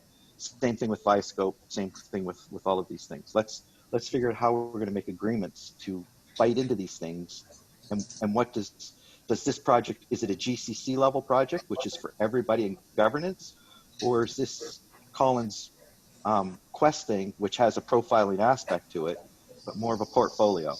Thank you. Okay, so can I do Alex and then Stacy, and then I'd like to set the context for a round of possible opt-in checkouts, since it's getting close to the top of the hour. When there's a group of people developing something, they'll all be in different rooms unless the 2 people have the same programming skills. So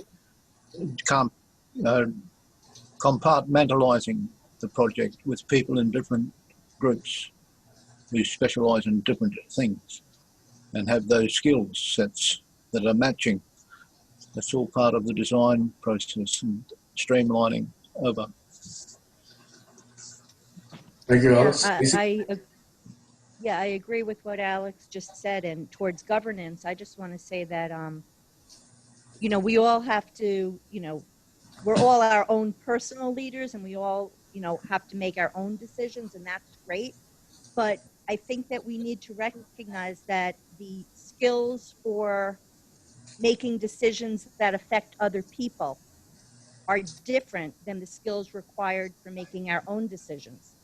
And when we're working in a group, I think we need to recognize that there are some people that are better at seeing lots of different perspectives, that may be in a better position in the design phase of things, and some people that are less able to do that, and that there is a way to get better, but it has to be acknowledged that there's a deficit to start with, and that, well, I'll just leave it there. I'll just leave it there.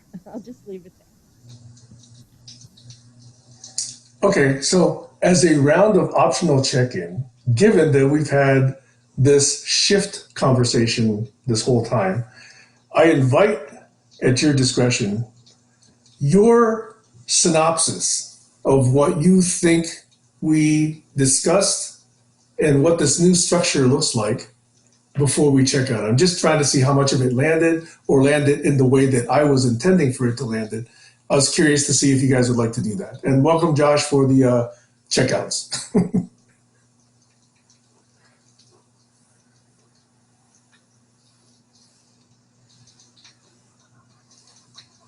Anyone?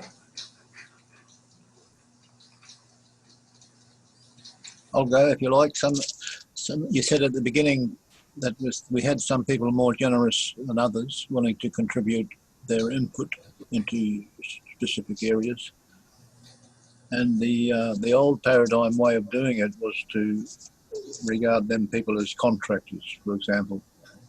But in the open networking scheme of things, we've got a better way. We've come up with a better way to reward people, and that is with caring, love, and attention, and leaning in. So this can contribute to something, whether it's going to move us forward or not depends on how well we delegate those rooms and groups into some structure that they can work. We've got to put oil in the engine. Oh, hey, on the ship, you've got people who are good at tying knots, right? They work in one section, and some people are good at making sails, so they're in another section. If they're in the wrong section, you're going to have problems. Over. Thanks, Alex. Anyone else? I missed the beginning. I'm sorry. I just came on about 15 minutes ago. So I missed the first part. So. Well, that's in part why I was inviting this round of synoptic checkouts to see if that might actually deliver some sense of it to you.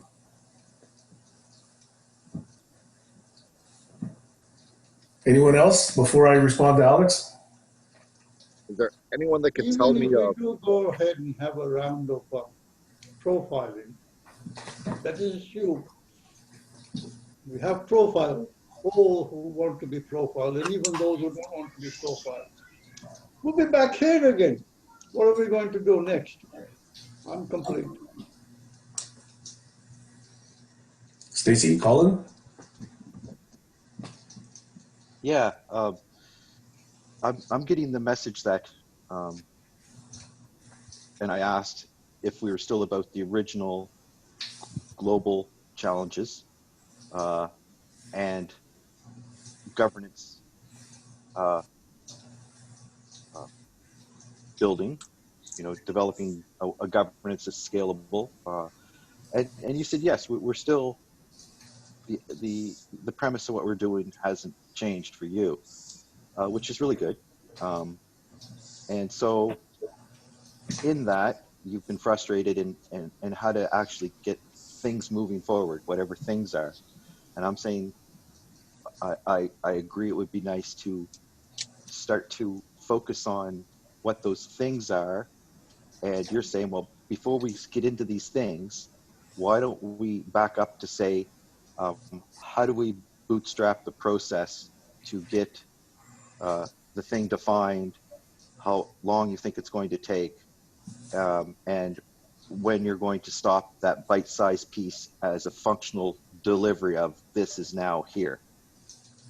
And people can contribute to that. Now, I've built one of those, but it wasn't within a collaboration.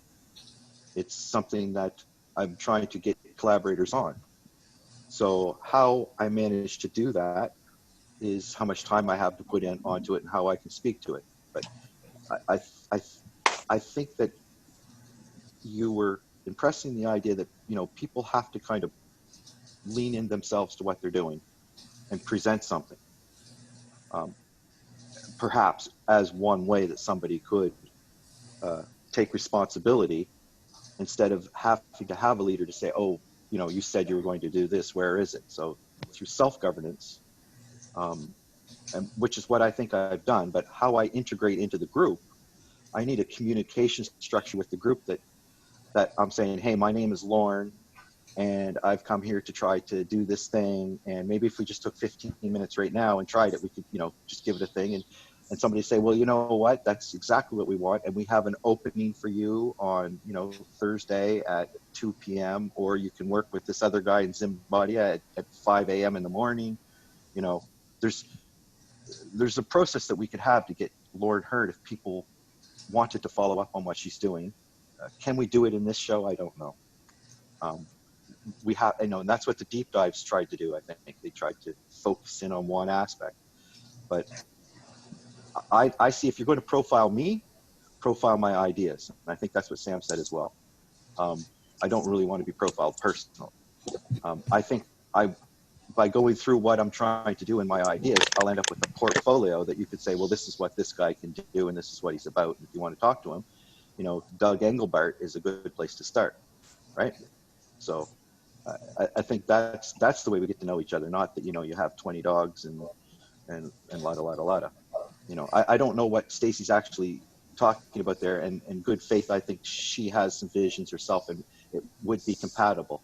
But yes, if I can't say this is what I mean clearly, then it's hard for other people to know if we're overlapping, which is the only time Sam said that he's going to step in is if I think things are overlapping and are conflicting. Maybe I'll step in and say, would there be a better way that you might do this? So as far as, I think that's the only thing Sam really said that, where he might step in and try to adjudicate or not lean in, but say, hey, can we re-guide that? I'll let Sam speak on that. But yeah, I think that's what you're trying to say, Sam. We're working on that model so that my ideas can get through, Stacy's ideas can get through, and also we can strengthen that governance incubator of how do we get the ideas through. So do we have an agreement on how we want to start getting ideas through the system and known and recognized and profiled, or whatever you want to call them? It's interesting how we hear things differently because, and again, Sam, you'll have to tell me two things. One is when I hear leaning in, I took it as you meant leaning in and showing generosity towards the ideas that were coming in from the others. But the other thing is Colin just mentioned about the overlapping. I took it as you are looking for the overlapping, not that you're going to step in to stop the overlapping, that any place that overlaps is a good thing because it's serving more than one function. So I don't know, you want to speak on that? I'll do that. I think that when we use the word overlap, there's a sense that things could be complementary. In other words, resonant, coherent, mutually supportive, etc. Or the other form of overlap is they're working at cross purposes. And it's only in the sense where things are working potentially at cross purposes that I would like to at least identify that. Not because I like one or the other, but only because I think that if they both proceed, then at least one of them, potentially, possibly both, are not utilizing their time as effectively for impact because it's being negated by some other action. And that's what I'm trying to identify. Do you have an example? Do you have an example of Yeah, that? Because yeah. I've really. Well, you actually proposed the newsletter. Colin said, do it this way. And then you felt like you were actually, not able to carry forth with the thing that you really wanted to do. That was an opportunity where we could have said, hey, we're possibly working at cross purposes, and therefore no newsletter got produced, for example. Okay, I understand. Right? But it wasn't like, but what I'm saying is it's not like there were two separate projects that cut each other There could have off, been. because There I've could have never been. seen that. There could have been the newsletter that you wanted to produce. There could have been the newsletter that Colin wanted to produce. We already proposed that Colin do version 2 of it, but that didn't actually stay independent. Okay? I understand. Yeah. So before I go any further, Jeswinder, any last concluding thoughts or recap of what you think you heard? I see your hand, Josh. Jeswinder, you're on mute. Sorry about that. I clicked somewhere else. What I'm hearing is what we've been discussing over the last 2 years, and in particular the last 6 months. Colin went off and started attending another meeting, and I think he's missed quite a lot of the discussions already. Now, my understanding of the starting point that we're talking about is at a different level of the starting point that Colin is proposing, different level of what Stacy is proposing, and Alex is doing what he's been doing for ever since I started, and he just wants people to go out and plant trees, regardless of whatever else we're talking about. He will agree and disagree and give his opinion and other people's opinion. And that's the other thing we're doing, is we're bringing other people into the conversation, and they're not here. So we're not in the first person here. And those of us who aren't in the first person ought to know that. We've discussed that before. So again, whatever we do, the level that we want to start at is awaiting us. You profile me, and as Sam has said already, I'm going to withhold information from my previous experiences. If I don't withhold that information, it's not going to mean to you what it means to me and what it means to Sam or somebody else. It probably needs explanation. So the profile, I think, may actually get in the way. I have already agreed earlier on, okay, if you want to do a profile, let's do a profile. At least we'll have got that out of the way and maybe learn something from it. But we don't want to do that either. So it just means to me, really, really saddeningly, that we want to continue meeting and talking, not get anywhere, not broaden anything, not have anything deepen. We're quite happy the way we are.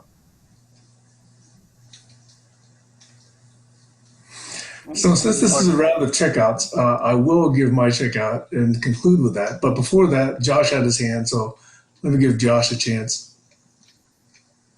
Yeah, I apologize for coming late. I just woke up. I didn't wake up in time to make the meeting. I'm sorry. But I just was wondering, was what we talked about last week, if we're moving forward. Did you propose something, Sam, in the beginning of the meeting? And do I need to watch the video back to get that? Because I'm happy to do that later. Well, I'll give a recap of it as I check out as well. But yeah, I think it'd be good to watch this one, I think, especially at the beginning. Alex, did you have anything before I conclude? Yeah, there's the special feature in most newsletters, the weekly feature, and we could have that in our newsletter, and the weekly feature could study the cross-purposes projects that people have brought up to the GCC, and the ones that aren't cross-purpose, the ones that are working together and the ones that are, whatever. Then the people can see that. They can read that in the newsletter, and they know automatically, they can see the links and check further out if they want to go further into it. Add it to the Trello board. It's a great suggestion. Okay, so this being a round of checkouts, I'm not going to necessarily follow up at any of those, but I will leave this forum open if any of you want to finish after this. But let me make my checkout, okay? And that is, I came, as I said I would from last week, with a rough, skeletal, minimum viable structure that I would like to see embraced within barn raising. And my comment is, I'm going to try it here.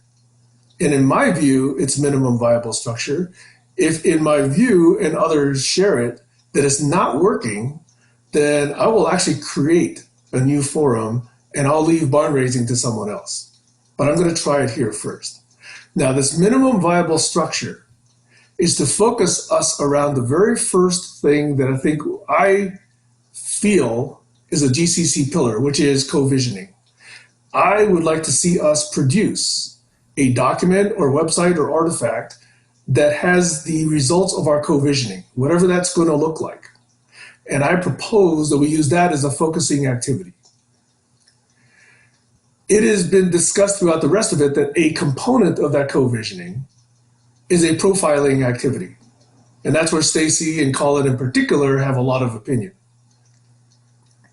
I think it's a completely viable component of co-visioning, but I see a lot else in the co-visioning as well. I would like to see our community be defined, at minimum, as individuals and contributors who are comfortable making agreements with each other and have a willingness to support each other and look for support from each other. For now, that to me is a minimum viable definition of the community I'd like to see. I would like us, in addition to that, to share a practice, which is to create shared memory for what we decide, what we agree to do, and the basis, a straw man for that, is the 9 artifacts that I proposed before. There are 3 things I would like to identify as components of truth, because I value truth highly, okay? I value a curiosity and generosity of leaning in, a practice of understanding disagreements, rather than any kind of a pulling back or withdrawing or just disappearing, ghosting.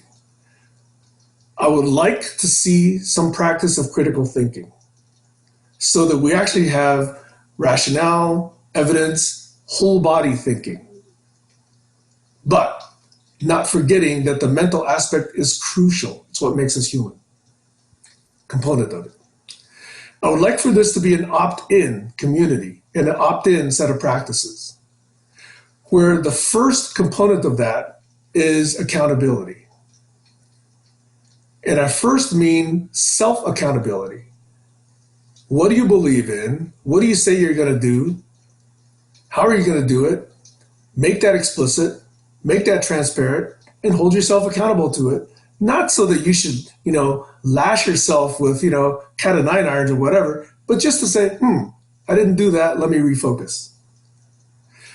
If that doesn't work, I would like for us to be comfortable enough with each other that we can do some peer accountability. I'll say, hey, Jaswinder, how could I have done this differently? Stacy, how could I have, improved my interaction with so-and-so, etc. Look for that kind of peer-based retrospective. I like for each of us to do that with passion because we care.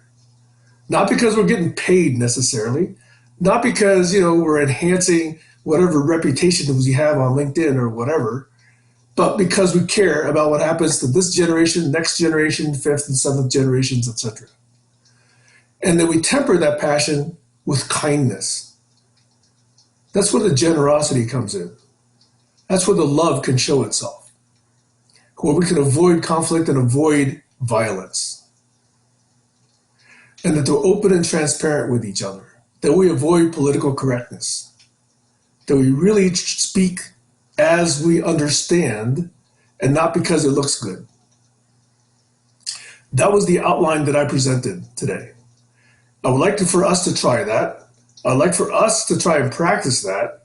And if it doesn't work, if it looks like that is not achievable, then I'll try and establish that somewhere else. But that's what I'm bringing here to barn raising. And that's what I started with, and that's what seeded this discussion today. So with that, that's going to be my final closing statement.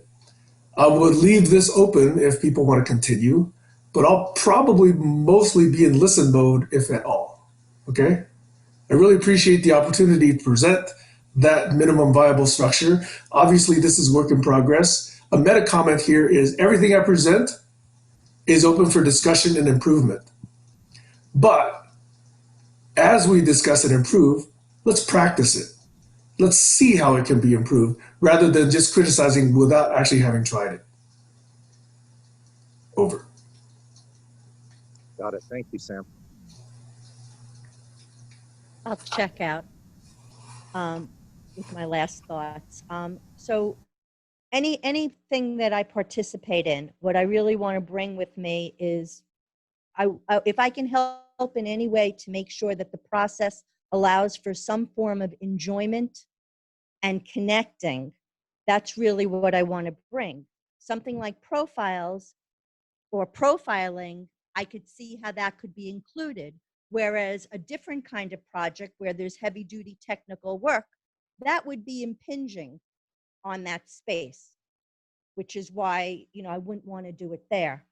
But so many of us do come or did come to certain spaces because we genuinely like each other. So if we could, use that in some way and enhance that, I think that's a good thing. And the last thing I want to say is that I don't know that it's fair to expect everybody to be generous in the same ways. And just because somebody may not be willing to do one thing with their spare time, maybe, that's not their path. Like for me, if you call me and you want to run something by me, that's a gift to me. I personally enjoy participating in that way. But somebody else may not have the time, or that may not be their comfort zone. And that doesn't mean that they're not being generous. They're just, as Alex said, they're in the wrong compartment. So, I just want to keep that in mind too, that we all give what we can give in the way that is also aligned with ourselves and not just the greater.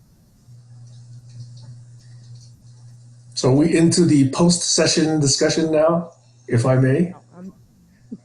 Okay, Let me I'm say not. two things. Let me say two things.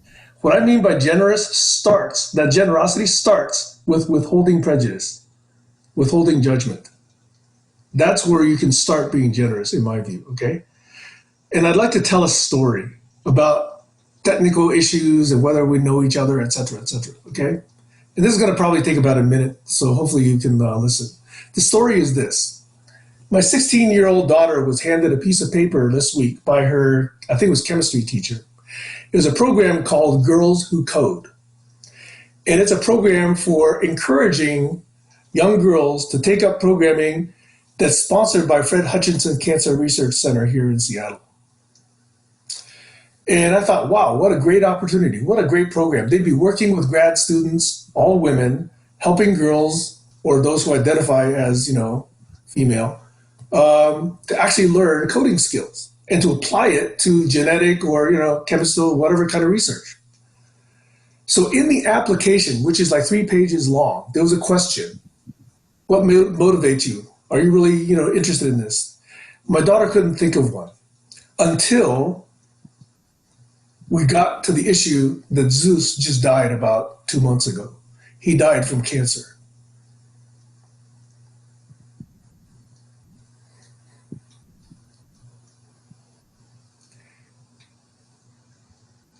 That's And personal. we both found a way to say that so that she strongly felt identified with whatever she could do to prevent cancer in this particular species, which is 49% of them are going to die of cancer.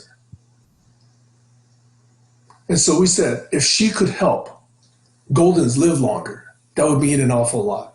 And I didn't even expect to be, so emotional as I talked about that.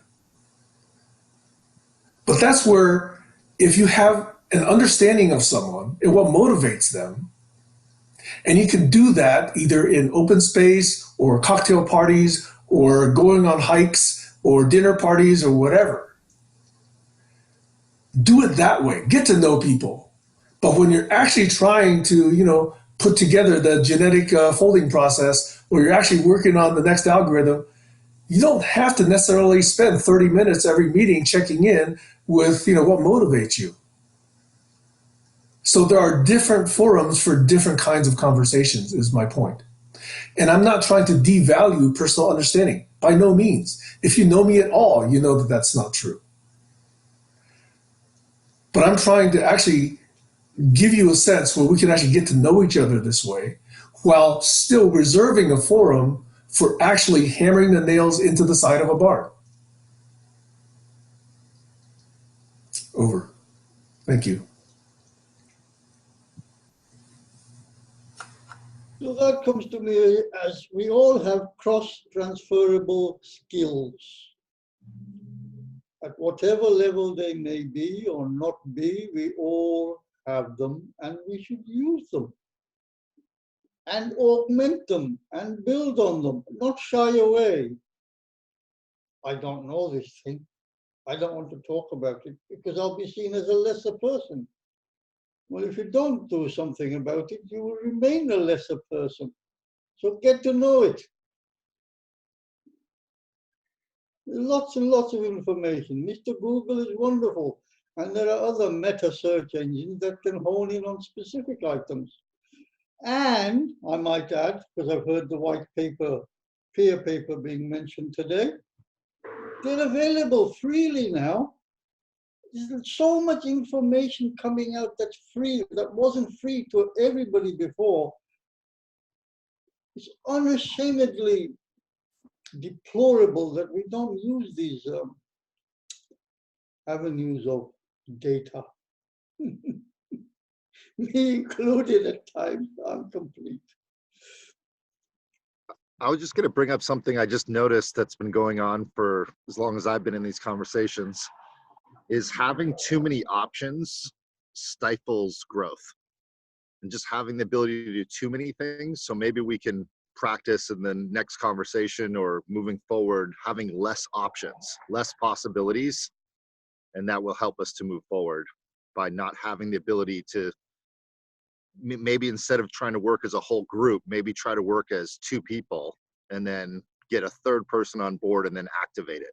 Like, I think that was what Sam's community of impact document was talking about, having 2 people and a person holding the 2 accountable. So build a triad. But when you're trying to build 4, it's almost impossible. Then you get 5 and then 6 and then 7. Yeah. Oh, thank you so much. So in other words, if we can move less people trying to collaborate, the more we can probably get done, is my point. And with that, I'm complete. That's my 2 cents. So I'm looking for a triad, a mentor, mentee, and a mentos. And the mentos is the 3rd person to keep our breath fresh when we're trying to communicate to each other.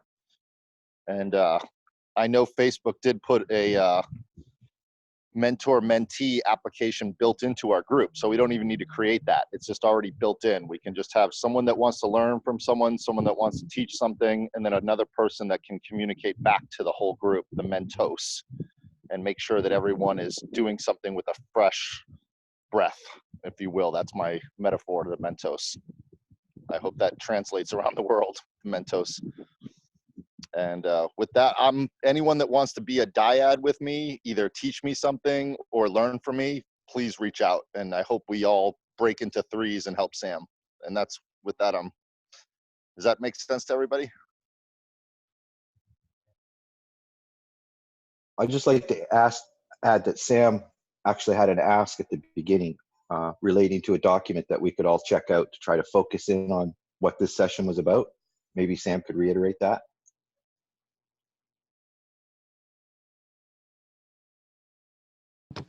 I think You'll he's off post it up. taking care of the dog. He's going to post that document link later on. It's a Google. He's going to start with a Google doc, and you'll put the link into the chat session somewhere. Facebook probably. So I guess that, we should have a heads up that, that's Sam's contribution. I have a contribution, which I'm trying to align the message so that it's noticeable, digestible, understandable. People can ask about it in the right context.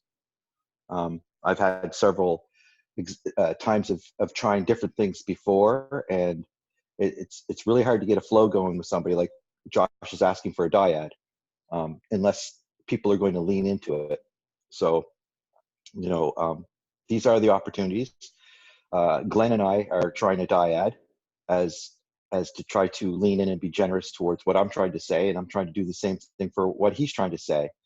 He wrote a big blog article saying that, it's not necessarily his thing, that he's so, maybe, how somebody defines what they're working on and what their project is relevant to how you help them or how you understand them, or mentor, mentee, and mentos. So, yeah, I think that's important. And Sam put a foot forward saying, here's a document. He mentioned the 9 artifacts, the 6 pillars, and this particular document that we could read through and add to.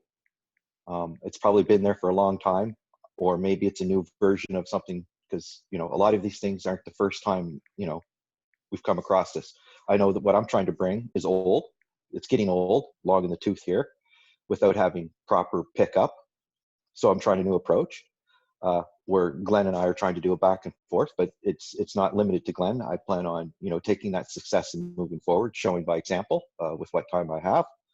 And I'll find out if I'm going, if the vision I have as I co-vision is what I thought it was, or as people see what I'm trying to do, they say, well, maybe you could add this. And there's an example today where I see that I could take, Sam's checklist of 5 criteria of whether, he thinks you're ready to align, and have you expressed what you're doing in a coherent way where he could make an agreement with you and move on to the stage 2. So, that's one way I can bring some concreteness to my abstract model of what I think mentoring and mentee and the journey of going through that, the experience, and, who's on first, who's on second, what am I trying to achieve? What does this look like? It's a mental journey, and I think, we do need that memory. So GCC needs a journey map or a story, and so don't we individually. And where we decide on starting is dynamic. And I think if we try to make hard, fast boxes and components for things and containers for things, that may not be as helpful as realizing that we do have to lean in and experience the individualness of each person's, you could say, portfolio, and what they want to give. That's why I like barn raising of all the sessions at the GCC, because it seems to be the one that resonates with me, that, where I can contribute, where I think Doug has a different forum for different purposes of unblocking, which serves a different purpose. So I present myself differently in unblocking than I do here, but I think my message is kind of the same. So it's a learning experience. We have to self-govern ourselves, and that's what I think I'm trying to do, trying to learn how I can redo things better. And I started by saying that, Sam's attempt to do things better is by getting us to all on board with contributing to these offerings that he's giving. And if you watch the beginning of this episode, you'll see where he proposed that. Alex just mentioned it again. And perhaps there should be a Facebook post and a blog article and a few other things, and put in a newsletter and who knows what, right? Like, let's keep the focus on what it is we're trying to focus on. And I think there's two focuses. There's the larger group and its governance, and then there's the individuals and what they bring, and who and how they proceed forward. And Stacy's mentioning that, not everybody has to work together. I think she was saying that on a particular thing. I think Alex was saying that too. People have different ways of working on things, but I do see it as not people going in silos where these people work with those people better. It's like a multidisciplinary thing where, I could get an opinion from somebody who thinks differently than I do, but how do I explain what I'm trying to say in a clear enough fashion that they can actually give me the feedback I'm hoping for, as opposed to, it's all a learning experience. The feedback I've been getting, some of it's been positive, some of it's been negative, some of it, I was kind of disappointed because I asked Glenn about the journey map, and he says, okay, what's that map look like? And it's like, I've only showed it 15 times, shared it with various people at different points of time. So how am I failing? I think it's the procedure of how we present these things. And I think for me to make, again, I'll reiterate, for me to make it better, presentation, I have to actually go through and do a demo, a 2-minute thing, or say, okay, Glenn, how does this pertain to you? We kind of hit a little bit on it, how it pertains to Sam, with, the checkpoints that Sam's putting in on how he visions you being on a journey with him. So anyway, I'll just end there. I'm starting to rant, but yeah, it's very much keeping focus on what Sam's saying at the meta level of what he's trying to say today, and us keeping at the level of our projects as well as something that could be complementary but separate.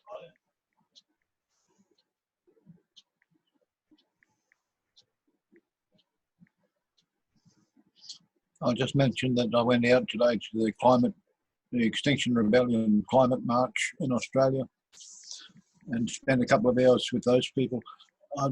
Later on, I read on the news there was 10,000 people out marching in Australia for the climate. So that's some movement. That's something happening there, which is good news. Over.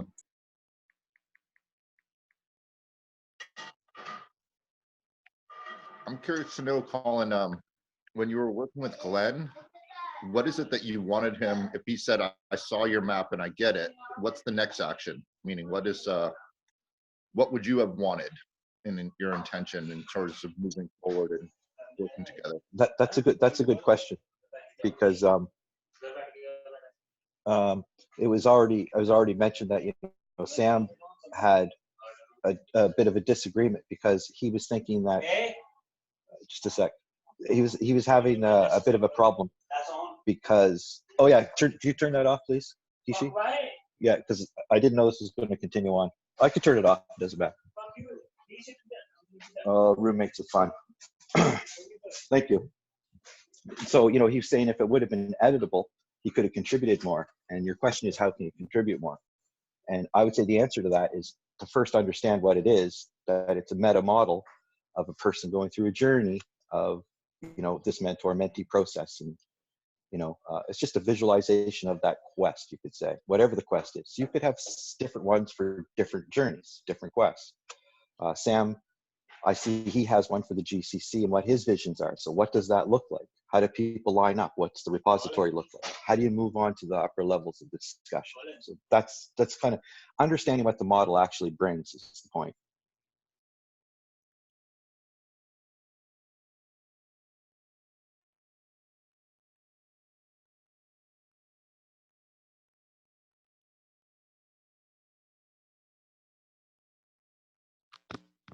You're muted, Colin. So you are revengeful? What are you saying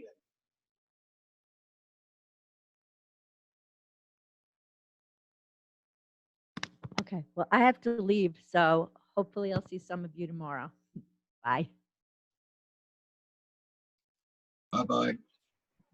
Does that answer your question, Josh? Yeah, it kind of does. I totally get where you're coming from. And I think one of the things that's stipend us and is holding us back is the actual idea of working as a community, owning something, but it's sitting in my own area that only I've seen and I have access to. But then I try to share it with someone and they say yes. But then, in other words, how ownership and community giving and sharing, we haven't figured that out yet. And that's why we keep talking about a newsletter. If that was on a newsletter in the third paragraph saying, Colin showed this to Glenn, Glenn's feedback was this, and everyone read that news, then we would have a community. And I think that's the only thing that's holding us back is we're doing things. And if you're not present when it was done, nobody knows. And is there a place to go back and look through what was being done? Sure. Does everyone have access to that? Absolutely not. New people that come on do not have access to that. Even all the repository of all the information that we have right now, I would ask everyone here in this room to go back and find all that repository information. Can you do that easily?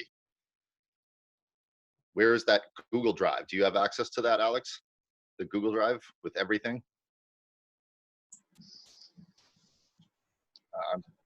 Even myself, I would have to go back through my notes to find that one Google Drive. I know I have it on Google. I just don't know which Google account I put it on, but I could find it eventually with a bunch of searching. And that pain, that's the pain point to me that needs to come out, is the pain point of, yes, I own this. Yes, here's my community password. And yes, we all own this together. I think that's where we've been stuck this whole time, personally, is, can we make an artifact or a website? Well, I fucking made a whole website. Did I say I was going to take it down? Yes. Did I actually do what I said? No, I didn't do what I said. I kept it up. I never took it down. I paid the money and kept it up for the community in case someone came along and wanted to use it. I've kept it up. But yada, yada, yada. The community communication, I think, is step number one, and that's in the 9 artifacts. How do we communicate to each other? And how do we onboard people to that communication?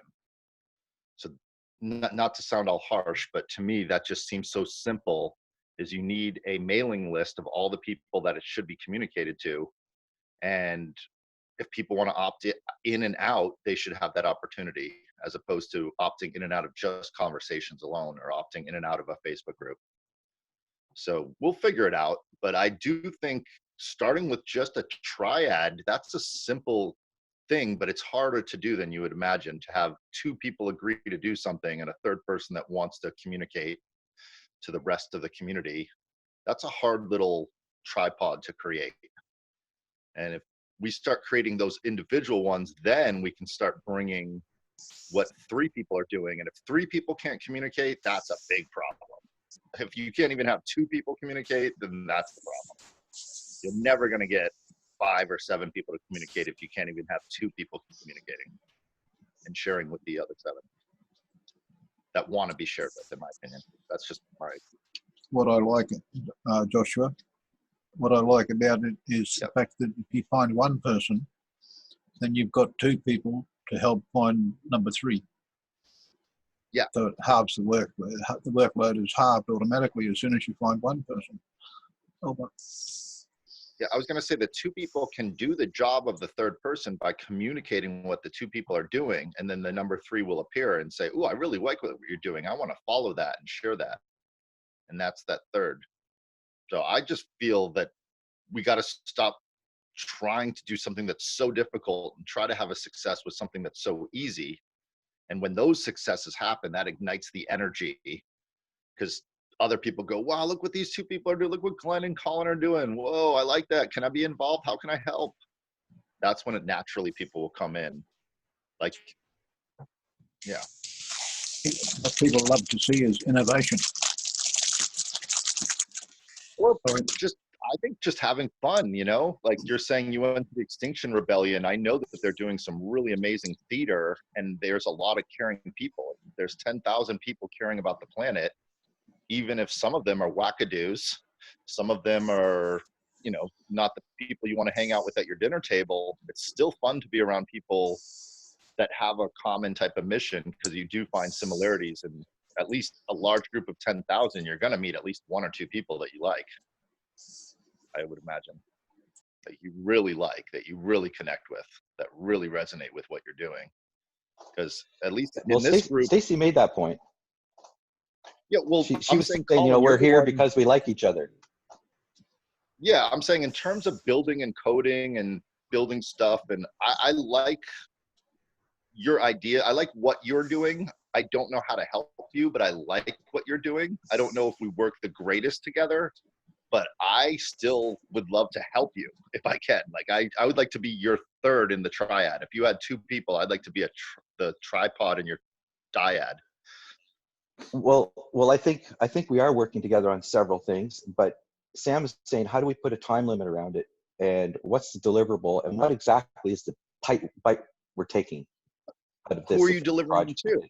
That's the problem. Yeah. Who are you delivering to? So when you're saying you don't know how to contribute to facilitate what I'm doing, I think I have to be clearer in what it actually is, and then it'll be kind of obvious to you. Oh, I see what this is. It's a journey map, and this is where I am, and this is what I did. Oh, there's an article I wrote. Oh, I remember this. Oh, I remember. Oh, what's this? This is a second journey map where I was on a different thing, and I was talking to different people because I had a different thing. And I was suggesting to Sam, if we're doing this for a GCC context, how does that fit in with which of the SDGs? And Sam says, well, explain to me what the SDG means in the first place. You know, as a layman, I don't really understand what they're getting, what it's all about. And I said, well, Heiner might be able to help fill in that piece for us. So there are discussions we can have if we keep a context going. But while we just go in free thought association around in circles, we're not talking about my thing. And then, so the question is, do I try to say to you, hey, everybody, I'm working on this thing. I'm trying to say it more clearly. I'm working on Glenn as a first version example of what it is I'm trying to make the abstract more concrete. And, you know, I've tried to do this in the past, but I'm making, I'm redoubling my efforts to try to find a better way to bring this forward. It's kind of the thing. Well, I'm going to go, and I'll leave you with this challenge to note 3 things you think that come out of the GCC over the last 3 years, and put them on the Facebook page.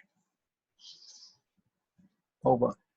Thank you for being awake this late at night, Alex. Working hard. Thank you. And I'm going to actually go check in with my nieces because their parents left them and they're cooking on their own, and they're 12. I think they're fine because they just made me an omelet, but I just want to make sure they don't burn down the house.